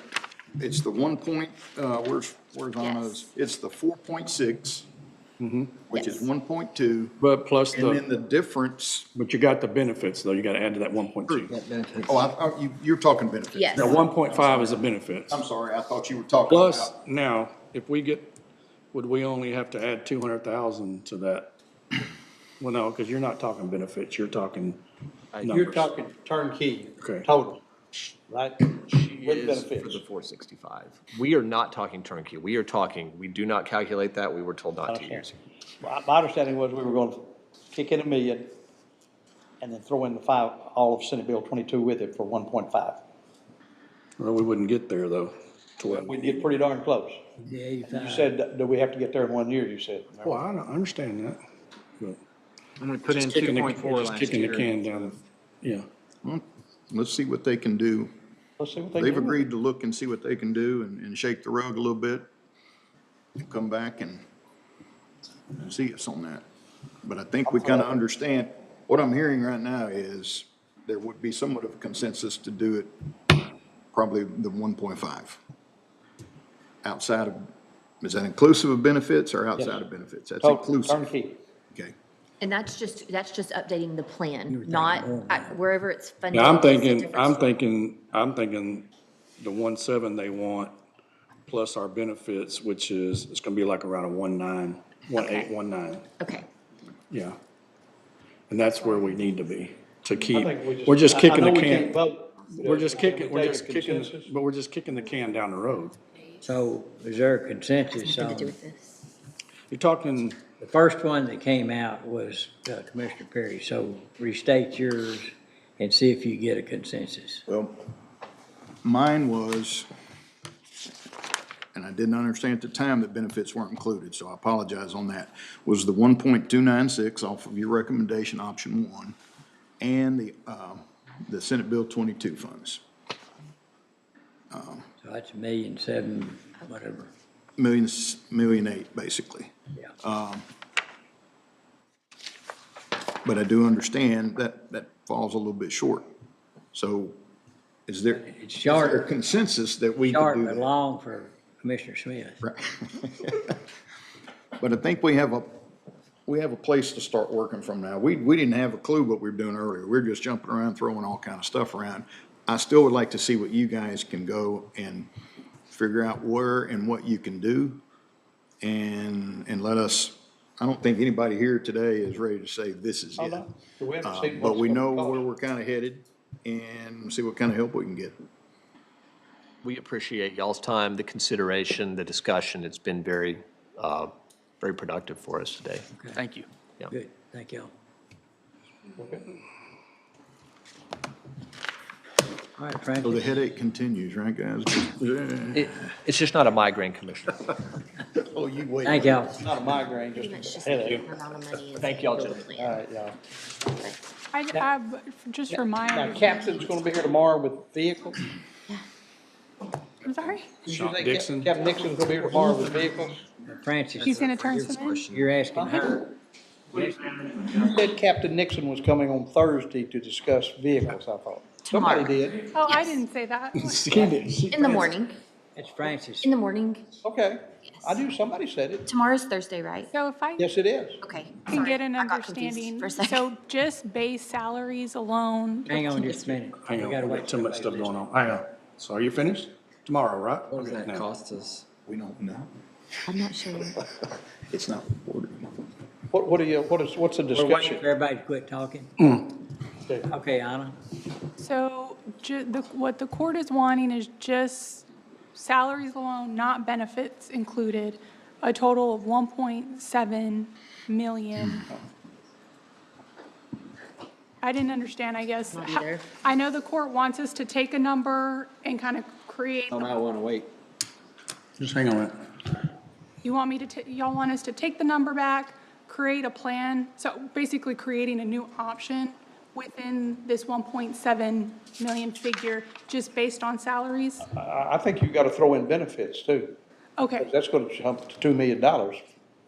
Yeah, that's, so we do, okay, so the All 1.7 is including benefits? Okay, so we can work back from that Work backwards from and it. then create an option within that bound? We want it to be an all-inclusive cruise. Okay, With drinks too? Everything. The premier package. okay, I think I understand now, I just wanted to be like, what number am I working with? Okay. But with Francis's help, we can work back from that number Okay. to create the plan option, and then we can bring that back. Okay, yeah, we see the numbers, then we work forward, work backwards after we see the numbers. Okey-doke. Okay, what else? Thank you. Thank you, guys. All right, Francis. Up, down, up, down, up, down. Anna, do you have some, you have more to report, right? Let me ask y'all this, do y'all want a break, or do y'all want to keep rolling? No break? I Let's wouldn't take, mind a break. let's take a 5-minute break. Recording stopped. 1392073, I think. So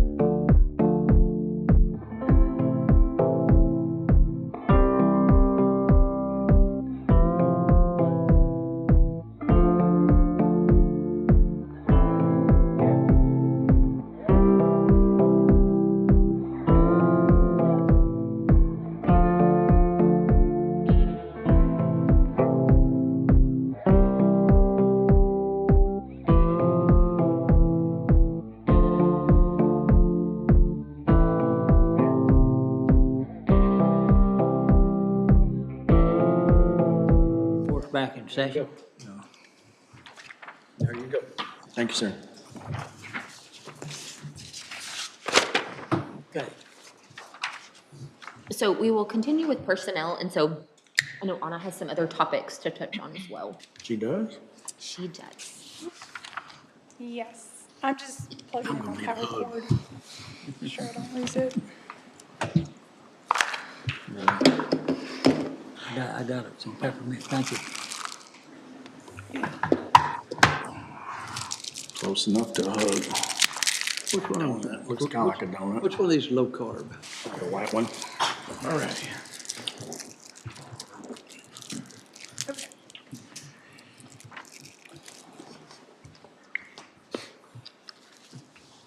So we covered COLA and STEP.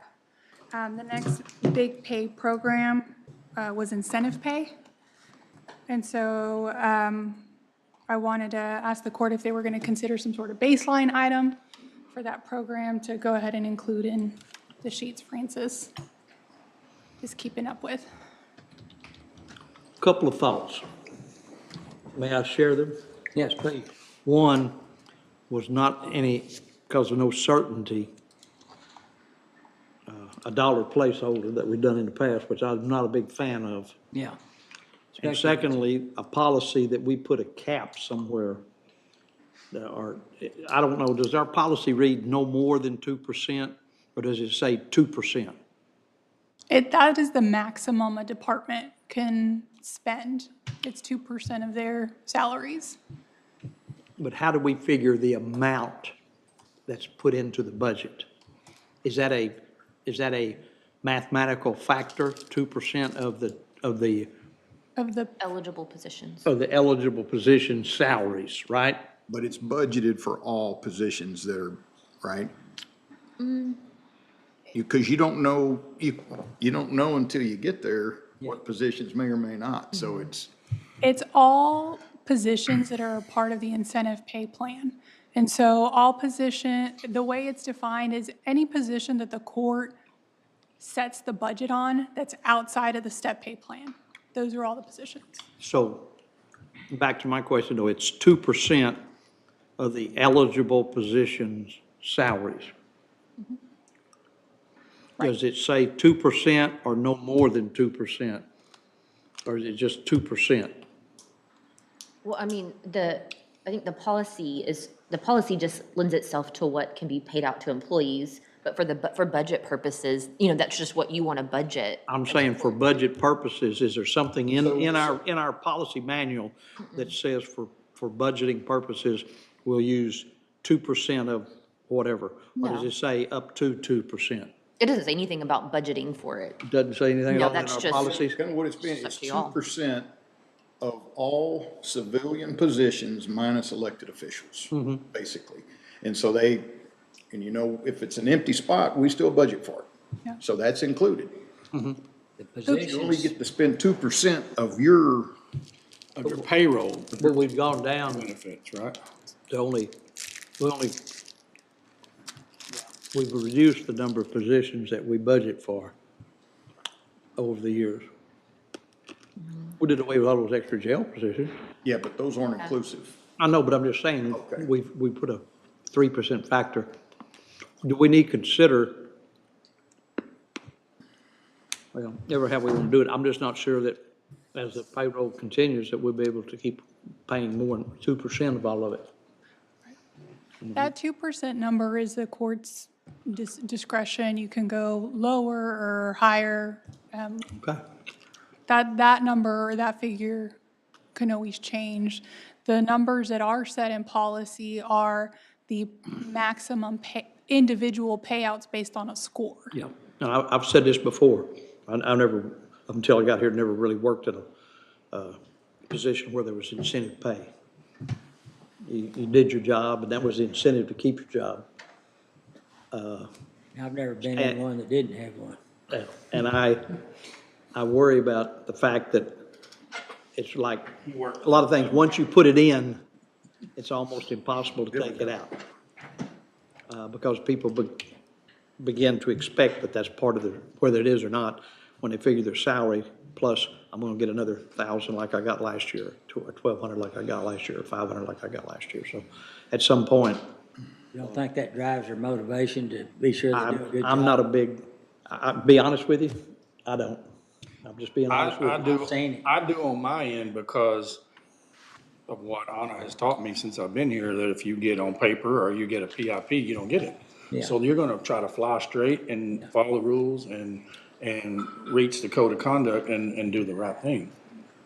It's also helped us with completions of training. Yeah, that's the other thing. I understand that part. I And understand performance we've review. tied it to a lot of things.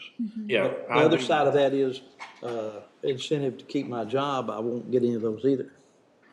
But there's a difference between getting by and doing your job and doing a really good job. And that always ends up in higher production. And I'm the theory of your theory. You don't work with the individuals that are doing bad, you work with the good individuals. That's right. That's the way Yeah, I don't feel waste your because, time on the yes, poor farmers. Write them up, get rid of it them. sounds nice, Yeah.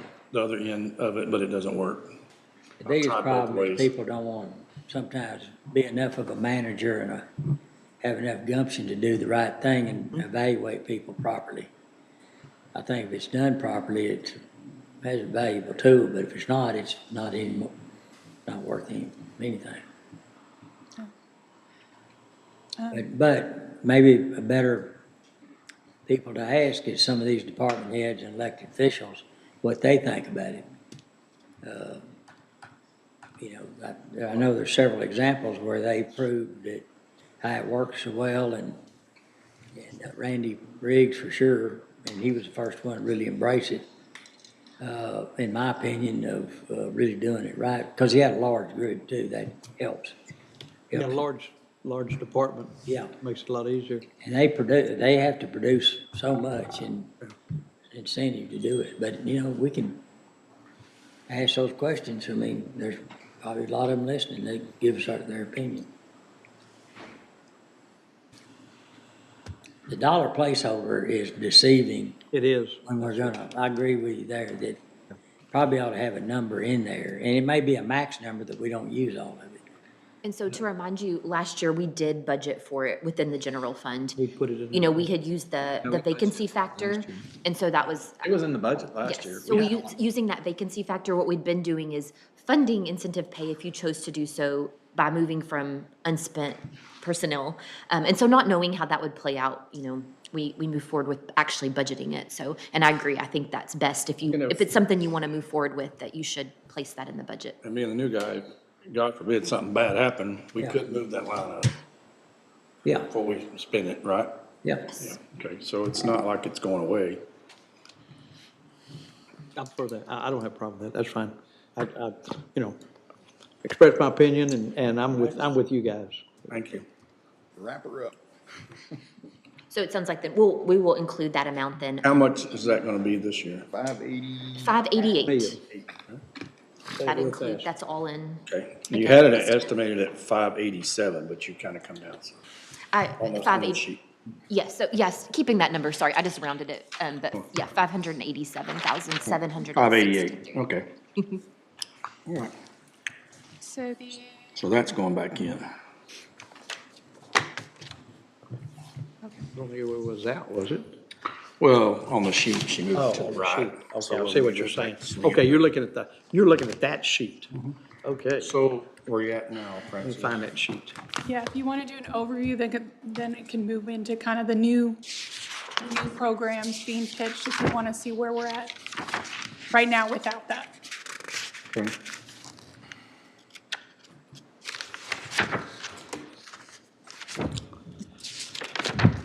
Where'd that sheet go? Where'd I put it? Oh, I know where I put it.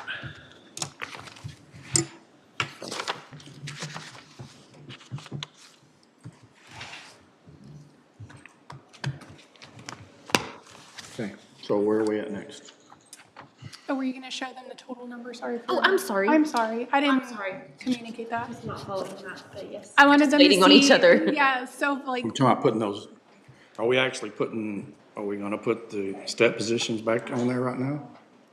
Yes, we plugged in a number and we'll show you. Okay. I apologize. We're just staring over here at the screen. Just to get an idea everybody's where company. we're at, where the court's at with COLA, STEP, and incentive altogether, and then before we go into other programs. Will you see me just a bit on that? I think so. So we already had the COLA for non-step positions plugged in there, though, and now, of course, that's 1.76, which is the updated figure. So you'll see there, and these numbers include estimated benefits and taxes. Is that the 946, 190? Yes, sir. So you'll Okay. see that there. And then just based on that conversation regarding the step positions, we talked about 1.7 being all in. If you used Senate Bill 22, and y'all tell me if I'm misinterpreting that, for $500,000 of it, then 1.2 would be what would be the general funds portion of that. And then we'll back into that 1.7, and then I know that they'll work on a plan to spend that. And so then just jumping down to incentive pay that we just discussed, there's that 587,000 number there as well. And so you'll see there, that brings down, and this is with the current tax rate, of course. You'll see there the ending fund balance is 27.7%. Okay. We're almost in Will's range. And is that, and let's see, where's your current tax rate? Top 31, it didn't change then, right? No, we just, That's with the current tax rate, okay. correct, yes. Okay, okay. But that doesn't include our new positions? Yes, so I Right. think all We of still the- got to talk about That those. was that my, next. I wanted to have that number there for y'all to reference, and then now we'll go into the requests. So the 975,294 is all new positions? It's been adjusted a little bit. From But it is all this new. number, but yes, it's all. Okay, this is all, Yes, so it may okay, not match exactly today, because there's Okay. been adjustments. okay. Okay. So now we're going to personnel request? Is that where we're headed? Yes. I'm gonna start with the new proposed pay programs. Share. Are we talking about other pay types and consideration? Right, other pay types. So we have, the sheriff's office proposing 2 pay programs, and so it's the training pay and then night shift pay for nurses. And there can be a consensus on that. The third pay program, which is through the dependent care account, was HR's pitch for county contributions to the employer dependent care account for childcare. So those are the 3 new pay types or new pay programs, and those are the amounts there. So we have the training pay is a total of 33,941, and then. Can you slide it back over just the other way so we can see the heading over to the left? There you go, thank you. Thank you, okay. And then for night shift nurse pay, the request is for 46,800. Did you make the comment that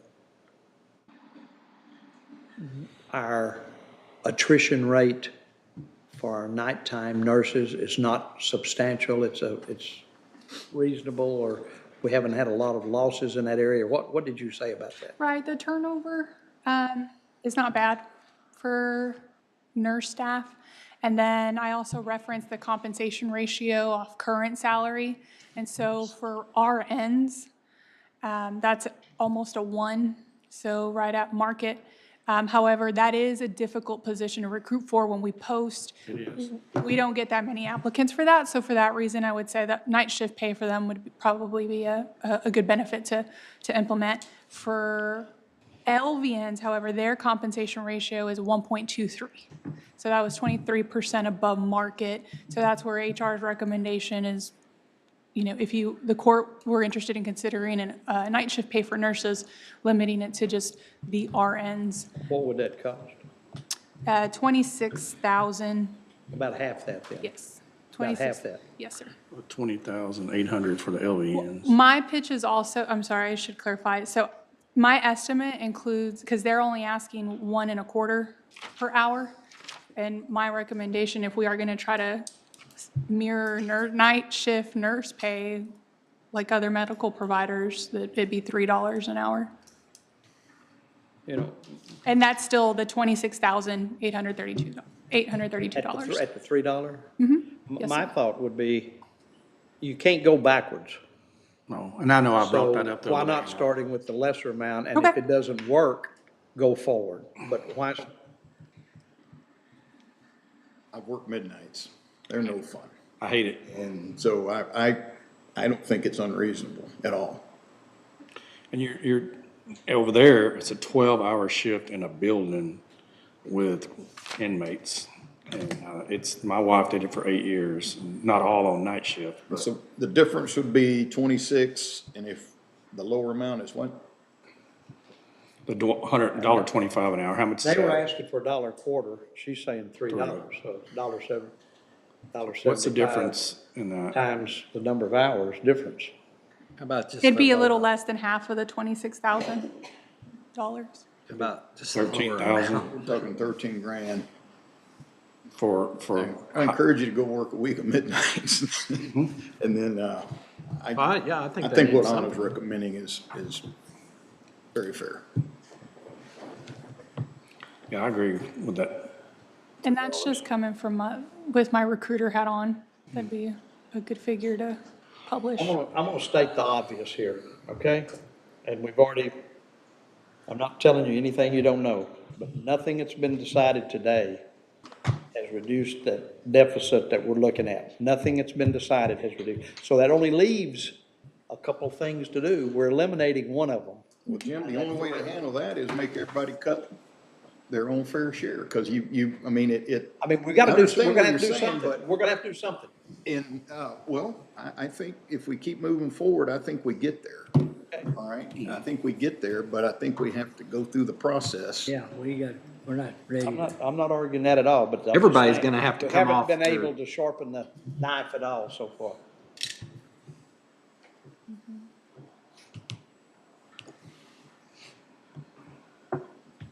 Okay, That doesn't take, we still haven't, we have to talk about training pay. So I think that we were good with just plugging in the HR figure for nurse pay. 46,800 for the two.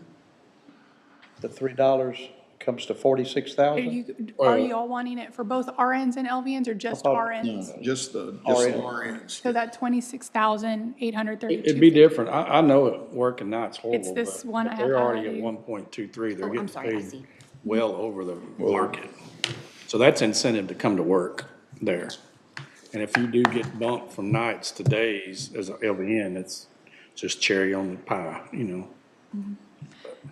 But if we're having trouble with the RNs at night, that's a good thing. How many have you lost? RNs in the last 2 years, I think it's been one or One? two, I believe so. But you can't, but when she, But when we do have a vacancy, it takes a long time to fill. because That's, nobody wants to I'm not work coming at nights. it from turnover, it's in recruiting replacements, it's difficult. So yes, then training pay would be another training. This is peer-to-peer training for jailer positions and deputy positions, and it's completing that required kind of T-Cole packet before jail school that they're helping their peer with. I would rather not weigh in on that until we know what we're gonna do with the step plan. That. And can we talk about my part-time, if you don't mind? Talk? Yes. Can we do a range on that? Can you still keep it, can you do a $20 to $25? Yes, the increase to 25 is just, that's you're wanting that to be your maximum Right. pay. You can always go lower.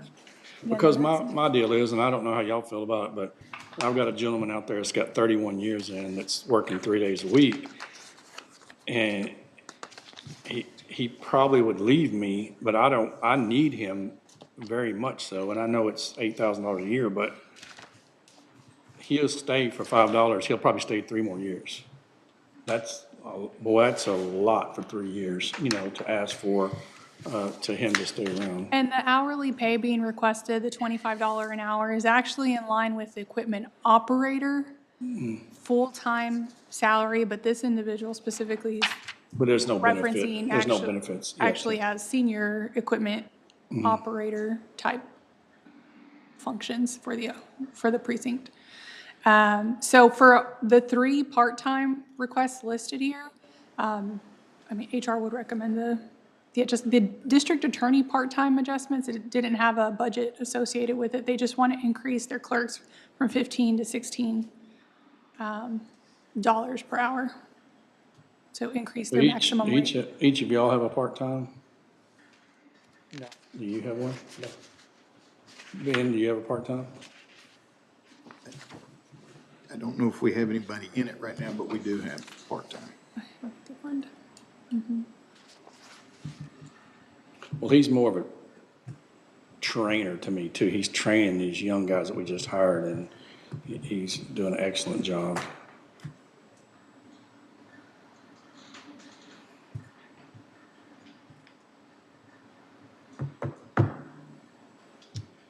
All right, what's thoughts? On his part-time? Part-time. No, she's asking about the DA salary, aren't you? Or what do you have? Position for the DA? These are, Just in general, the 3 part-time increase requests for, For me and the Precinct 2 and the attorneys. yeah. But they didn't increase their budget request, right, the DA's office? So they just have that in there. So that's a pretty, where it's been a few years now since the court increased all clerical type positions to $15 an hour. So likely next year I'll be coming forward with an assessment for part-time pay. But this is a part-time clerk. Yes. That they want to increase to 16. Yes. How many part-times do we have across the county that are at 15? I don't know that number off the top of my head, but But aren't we going to have to don't we need to do the same for all of them? If that's where I would want to do an assessment and get a total amount. And first of all, see how many of them are actually using the entirety of their part-time budget. Because even an increase might not necessarily mean, a wage increase might not necessarily mean a budget increase. So those are the, Yeah, same budget, right. just more per hour. Less hours.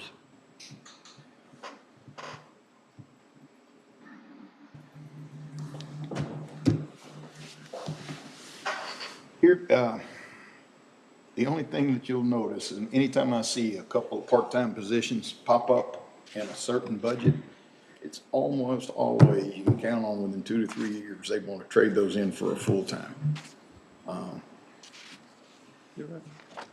In what Josh, when he presented the other day, I'm very proud of what they're doing, but they're operating above, what, they got a 102% efficiency rating or something from the state, being recognized, but need another staff member and 2 part-time people. And so I'm having a hard time following the logic on that, especially with a crime rate that's dropping and they're pushing cases through at a very efficient rate. I just don't know that I can get on that board. no good turn goes unpunished. Done too dadgum good a job. But that's just my thoughts on those 2 part-time and that 1 position. How long has he had those part-times, you think? Forever or for a long time? I don't know how long. Well, he's been here for a little bit, but It's Probably not been some years, surprising. I would imagine. How long has part-time been at 15? It's probably been at least 3 years. That's where I feel like we should come with an assessment of all part-time wages and see what that would mean budget-wise, if we were to increase it, and see how many of the departments are using their full budget currently. But In regard to the DA's, I mean, it wouldn't surprise me if it grew. that it would turn into that because, you know, our county's growing, which means we're gonna have, unfortunately, more Brian. justice involved people and, but, I mean, I understand what you're saying, but, to go full-time on somebody that you've been training or working with part-time is a good groundwork for doing that, but it's still up to us whether we allow it or not, so. It's just hard for me when we're sitting over in desperate need of people pulling back, but yet to agree to give these other people part-time and full-time. So that's my struggle in this. And just so it's clear too, you know, they have had these part-time positions for a while, so it is just increasing the rate, just in case there But was they're any using it out of their confusion there. budget that they had before. This isn't two new requests, these are just increased No, they're the pay. This existing. increased pay. Yeah, Okay. increasing the wage from 15 to 16 for the existing positions. I'm good with that. Okay. Got caught doing my own fuzzy math over here and got lost track of the conversation. Okay, and then are we okay with the precinct 2 increase? That is a budget increase of 8,000. And you don't have a part-time? He does, He's and there, it's but used. he's very, I mean, I've got 3 new people that he's training, and he is a very, it's Bud Pavelka, he's been there forever, and he's retired now, but he's still working for us. How much you make an hour? 20? 20 right now, and the request is to increase it to 25. He's I a know. blade man. He does everything. He's a chip sealer man. He's training chip sealers today, which we don't have anybody else that can run the chip sealer, to be honest with you. So if he leaves me tomorrow, I'm gonna be up creek. And then that $25 per hour, again, is comparable to what a full-time equipment operator Yeah. would make. All right, what's the pleasure? I'm okay. I'm with me. Okay, that's consensus. And I'm gonna update these as well, like highlight them and Yeah. change the numbers. I can do it. can you do it? Yeah. Yeah, thank you. I just don't want I just forgot my mouse today, and I really struggle with the laptop mouse. So the last, I think we've touched on everything except the dependent care contribution that HR pitched out as a new benefit program. So again, that's childcare for, I'll take it. Is it a USB? Oh, I don't have another port. That's okay. No, it's okay though. Thank you. Thank you. Somebody's always listening. Yeah, thanks, Dale. So a contribution from the county into the dependent care account, which is an existing benefit that the employee has. It provides a kind of a tax benefit if they put in their own money into this card. And so our pitch was just the county also contribute to the card to assist with childcare and narrow it to employees who have children under age 6. And the reasoning behind that is just feedback we're getting from employees, the actual cost of childcare that averages about $10,000 per year, and the fact that COLA weighs childcare less than a lot of what I would think are not as important consumer items. But you didn't find any way we can subsidize that through other means without taking it out of general fund? No, sir. Just because it's not a health-related. I don't want to be the bad guy, but I'm going to be the bad guy. That's a big number. You're not the right bad there. guy. I don't That's a agree big with it. We already give very rich benefit. Okay, got a consensus not to do it. then we can go to line by line requests. Work off what we've done. And we even took care of this.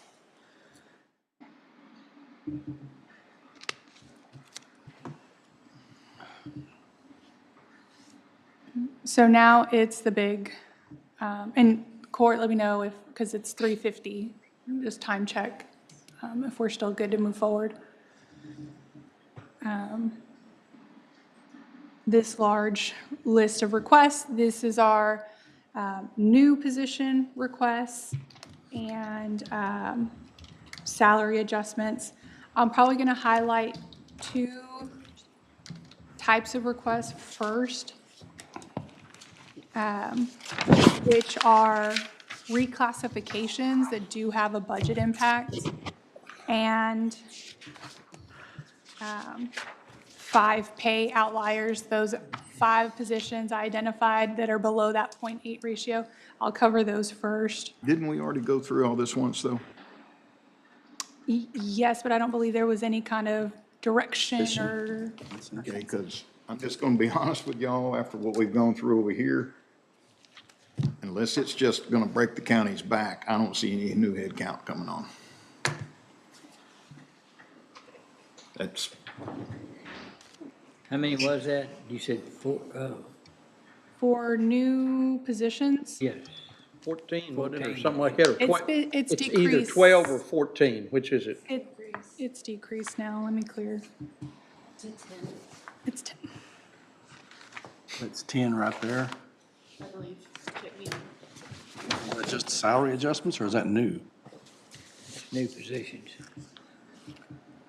2, 3, 4, Oh, right 5, there.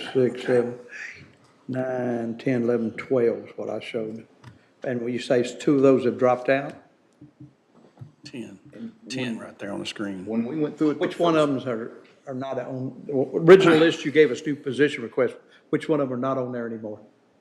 Maintenance of buildings, Okay, maintenance of buildings, I see that one.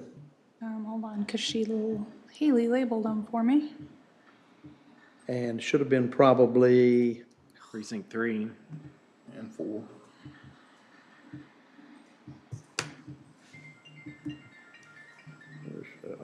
if 3 and 4 dropped theirs, and that's gonna be less than 10, isn't it, or not? Oh, 4, I had not updated that. Precinct 4, I had not updated as cut. Oh, okay. So that's mine. What was the cost for just the 2 equipment operators that Commissioner Jones asked for and what I asked for, even though his is a senior, but what are the costs? 62, 58, and 58. And then with benefits, you're looking at, On the 62,699. yeah,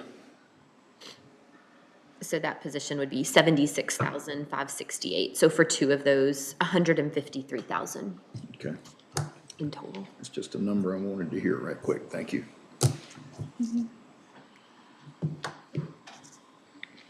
I mean, what are we looking at right now? Commissioner Perry made a statement there, and I don't necessarily disagree with it, so what are we going through right now?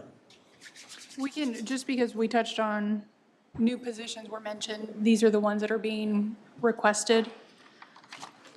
And if the court, I think, and I'm not saying anything I didn't say early on, I have a hard time supporting any new positions right now, given our budget constraints. okay. That's just me. One voice in the wilderness. I think over the years, we've given new positions and things like that. And I can't imagine that unless it's a back-breaking,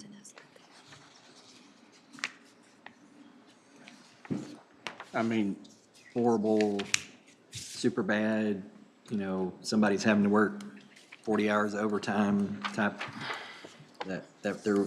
that's where I would be with it. So I agree with Commissioner Perry and Commissioner Smith about no new positions. Okay. and I've told y'all when y'all allowed me to have my positions, like I needed to catch myself up. And when I do catch myself up, I will obviously give them those positions. You know, Well, to that'll where- be a different day and a different, Yeah. different. But I'm saying I'm willing, Different I am gonna financial do situation, that. Spirit of things like that. cooperation. Yeah, because I knew y'all were very gracious to me, to my mess that I have, and I know y'all need it, and I know you got the miles, and you need the man too, or the person, so,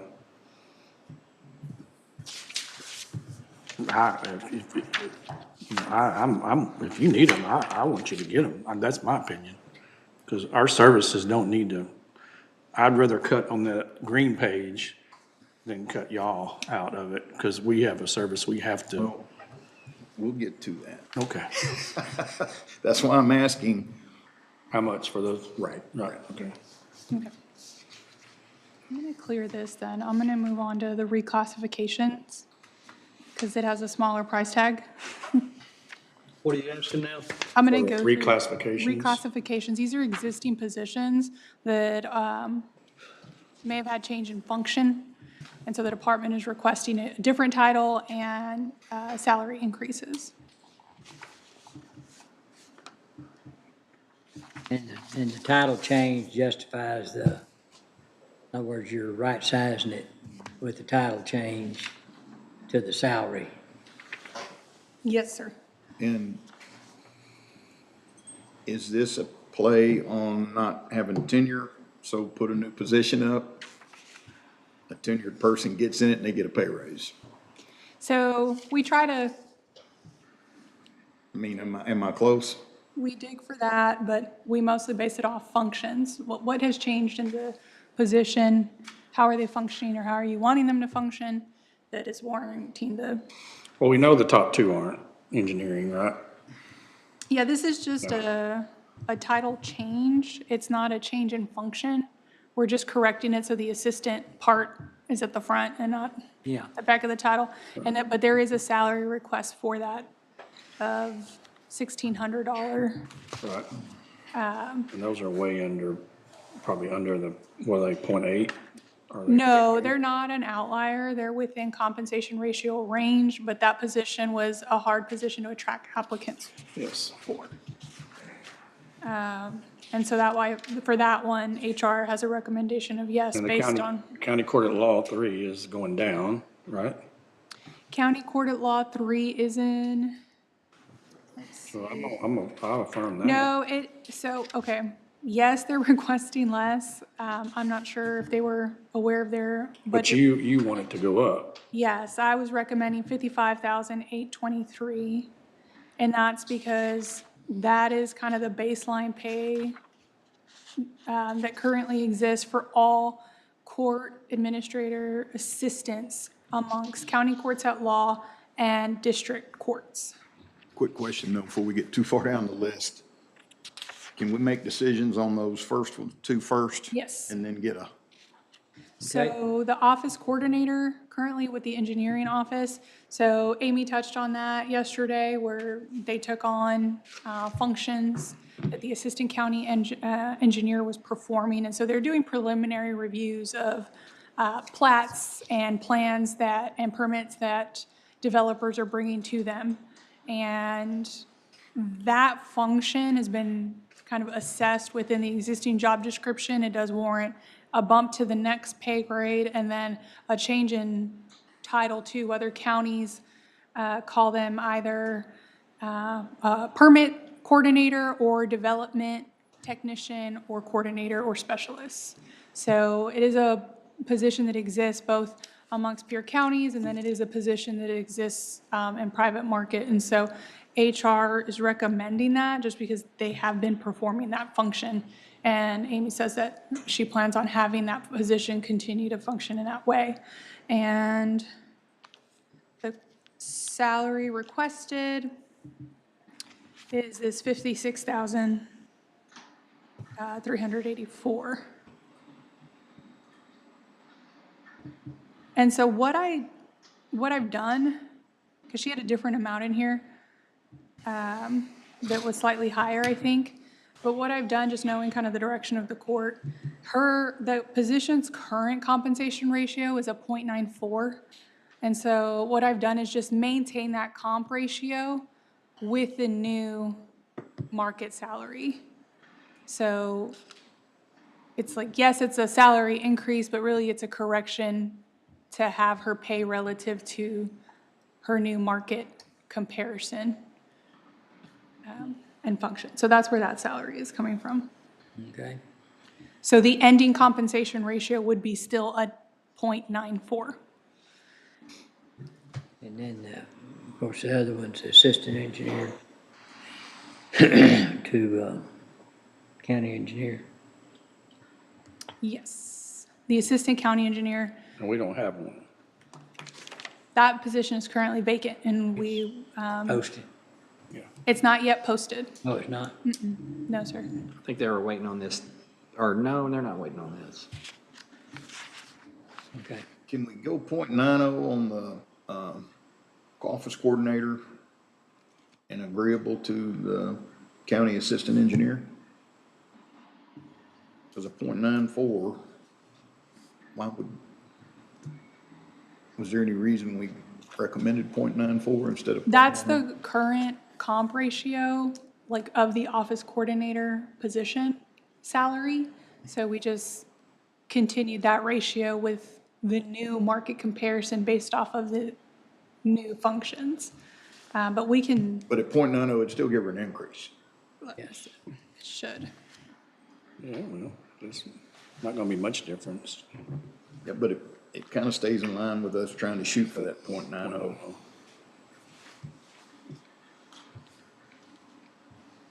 It would be like a, maybe $400 or $500 increase. She felt like 0.94 was Decrease. appropriate. Increase, yeah. From the 25 budgeted From the salary. 25 budget. Oh, okay, all right.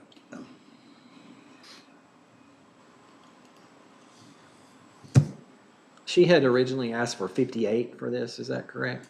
Is that what you, I believe so. I don't have the original. We did decrease it from the original requested amount.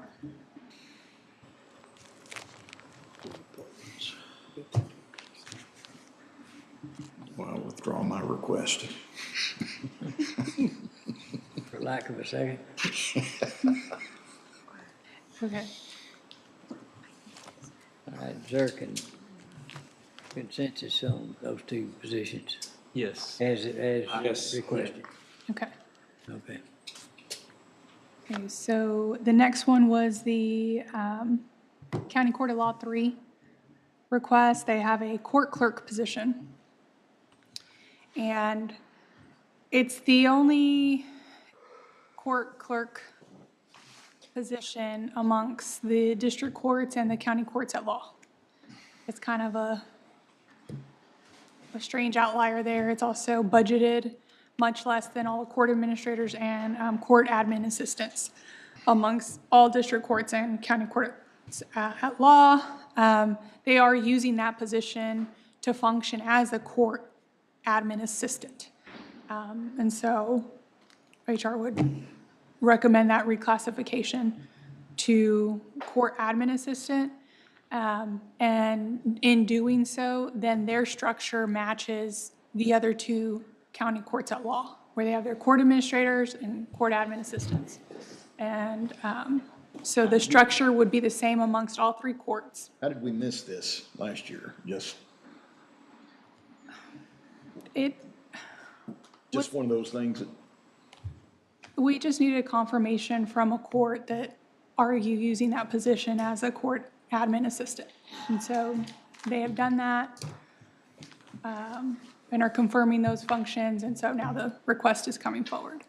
Is it currently vacant, or are they gonna, It is not vacant. That's a filled or is position. somebody gonna get a decrease? No. No, this, Over, she recommends. I 55. recommended the salary to actually match that baseline. Okay, sorry. Court admin assistant. It's this Wondered where 55,000. that went. $55,823.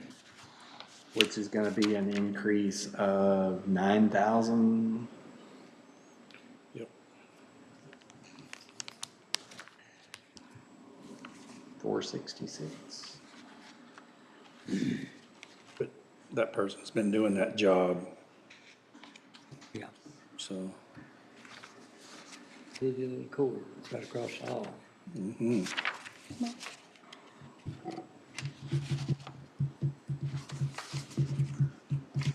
Is there a consensus on that Yeah, one? thank you. Yes.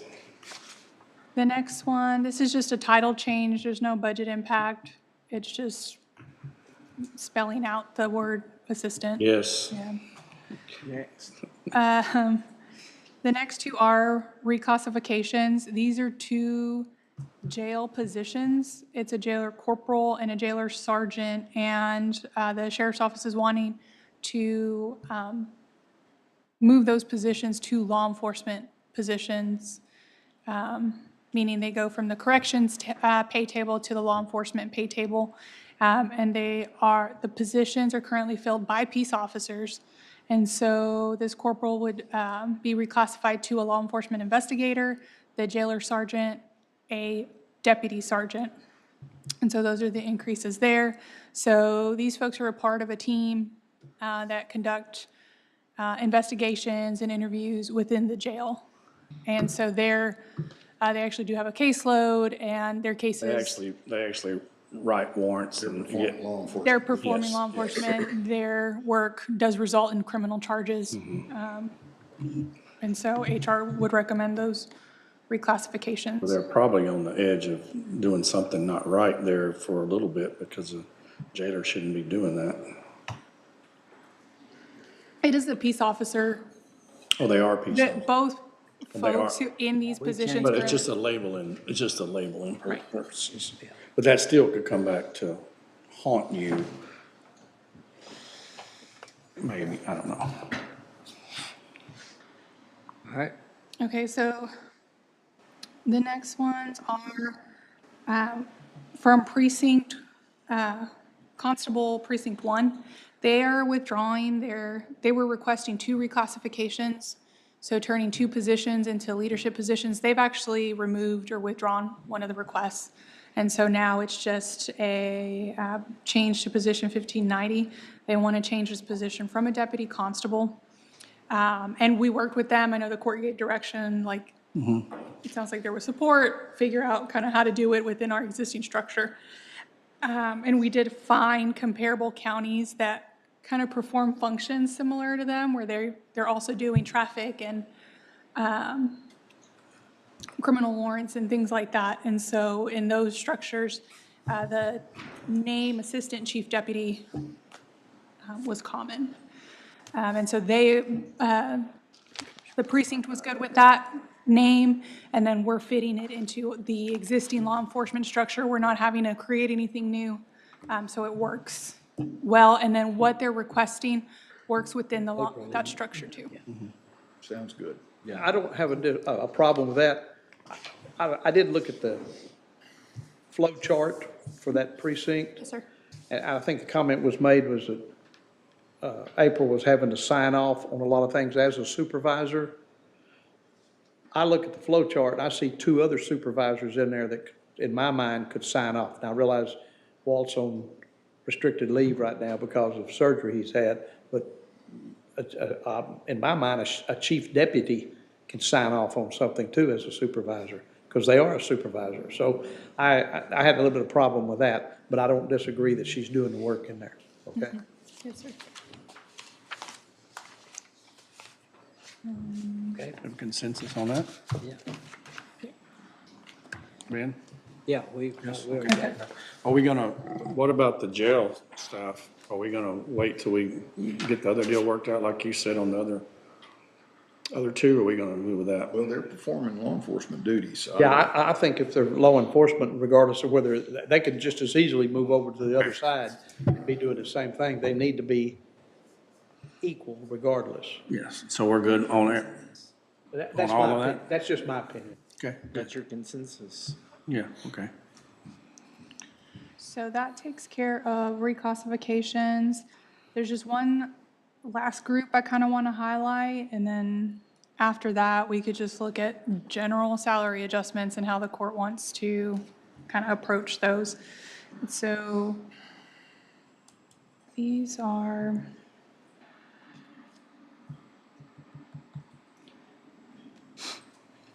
I don't remember how I labeled them.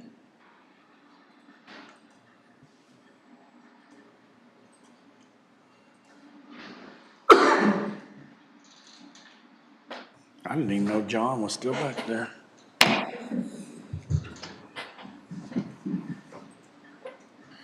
They sound like Someone's kids. running, yeah. Above us. Or somebody.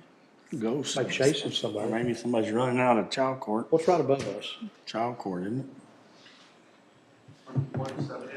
One of the courts is up above us. I think it's a Holiday Inn. That's what- Or a Carnival Cruise.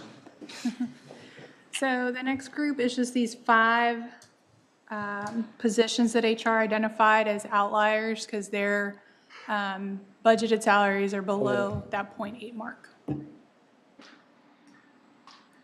And our range has always been try to get everybody to at least a 0.8, right? Yeah. Yes, sir. What's the total cost to getting all those to 0.8? 23,703.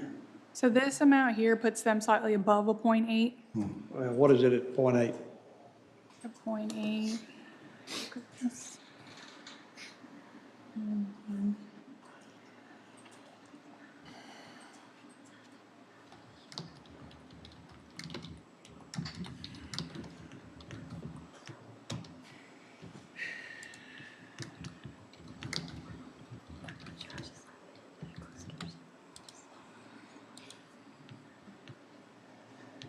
.8. I don't have that number. The number I plugged in on the other sheet was moving them to a 0.82 because that was the last Well, number. only thing I can say about a 0.8 is they'll be behind next year if we don't bump it a little bit over 0.8. Right. Was So the, that's the reason you put in the 8.2? yes, so that number you're seeing there is placing the positions at 0.82. Yeah. I mean, they'll be up there again next year if you don't go to the 8.2. Right. Right, Okay, Thanks, Anna. okay. All right. okay. Go back.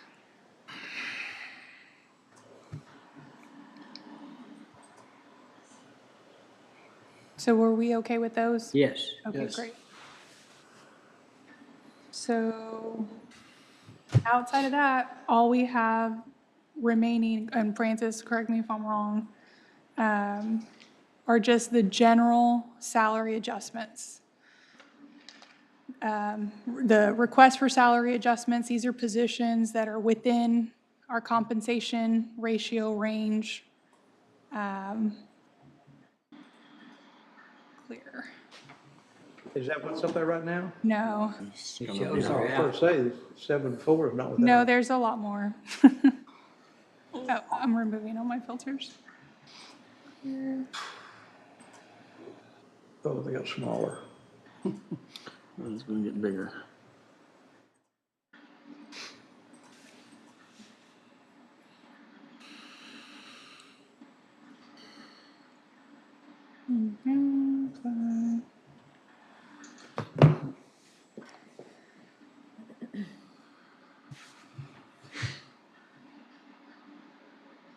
So it's all of these.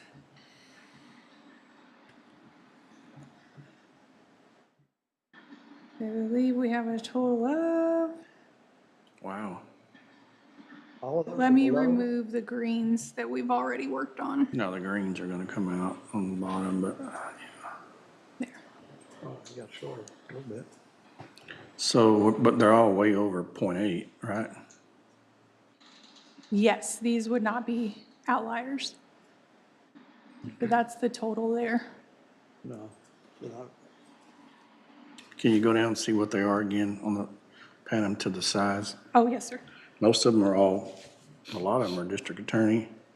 They got constables, clerks.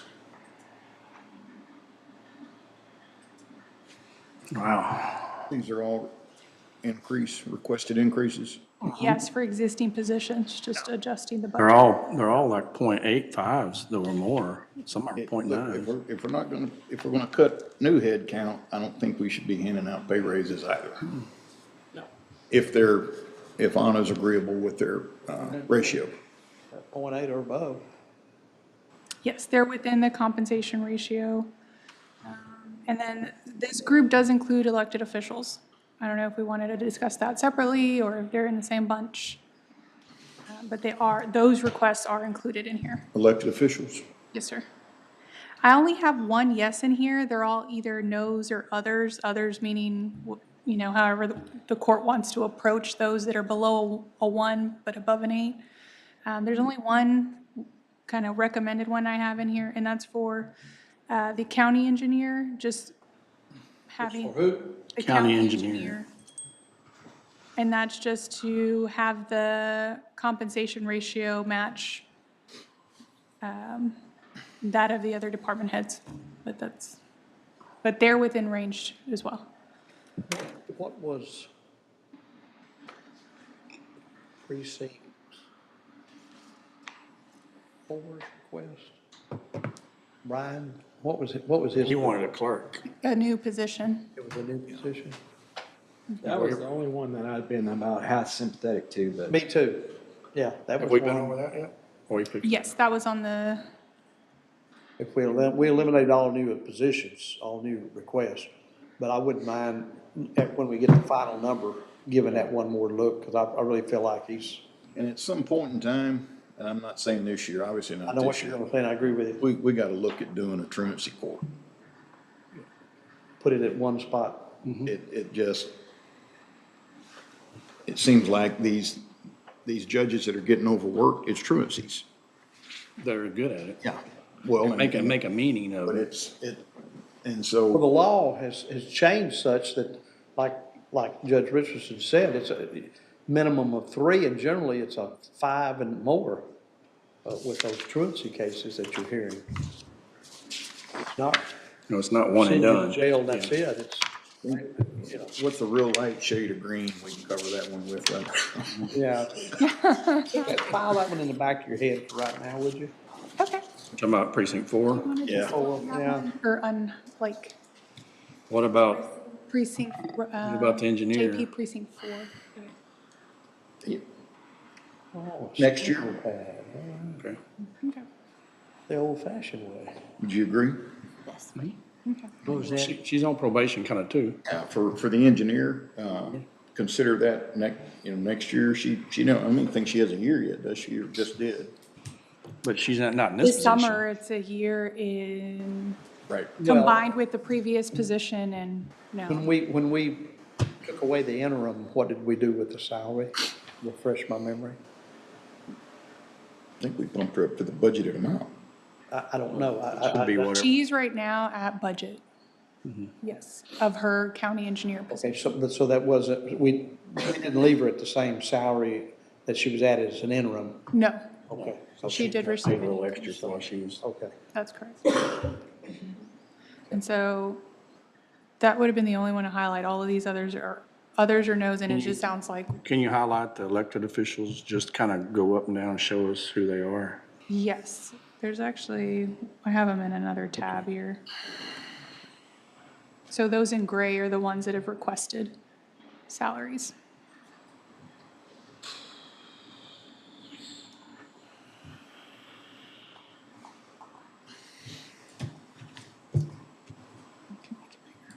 Well, now, on the elected officials, do we have any of them that are below a point 8? No. They're all 8.3s and 8.8s and 8.5. Okay, we've moved them up into the, right, okay. Yeah, I think only constables at one point were outliers, but they But they're were all not anymore. corrected. No. I mean, we could all make the point that we're working hard and we need a pay raise, but Yeah. I don't see the need for it anywhere. Okay. Okay.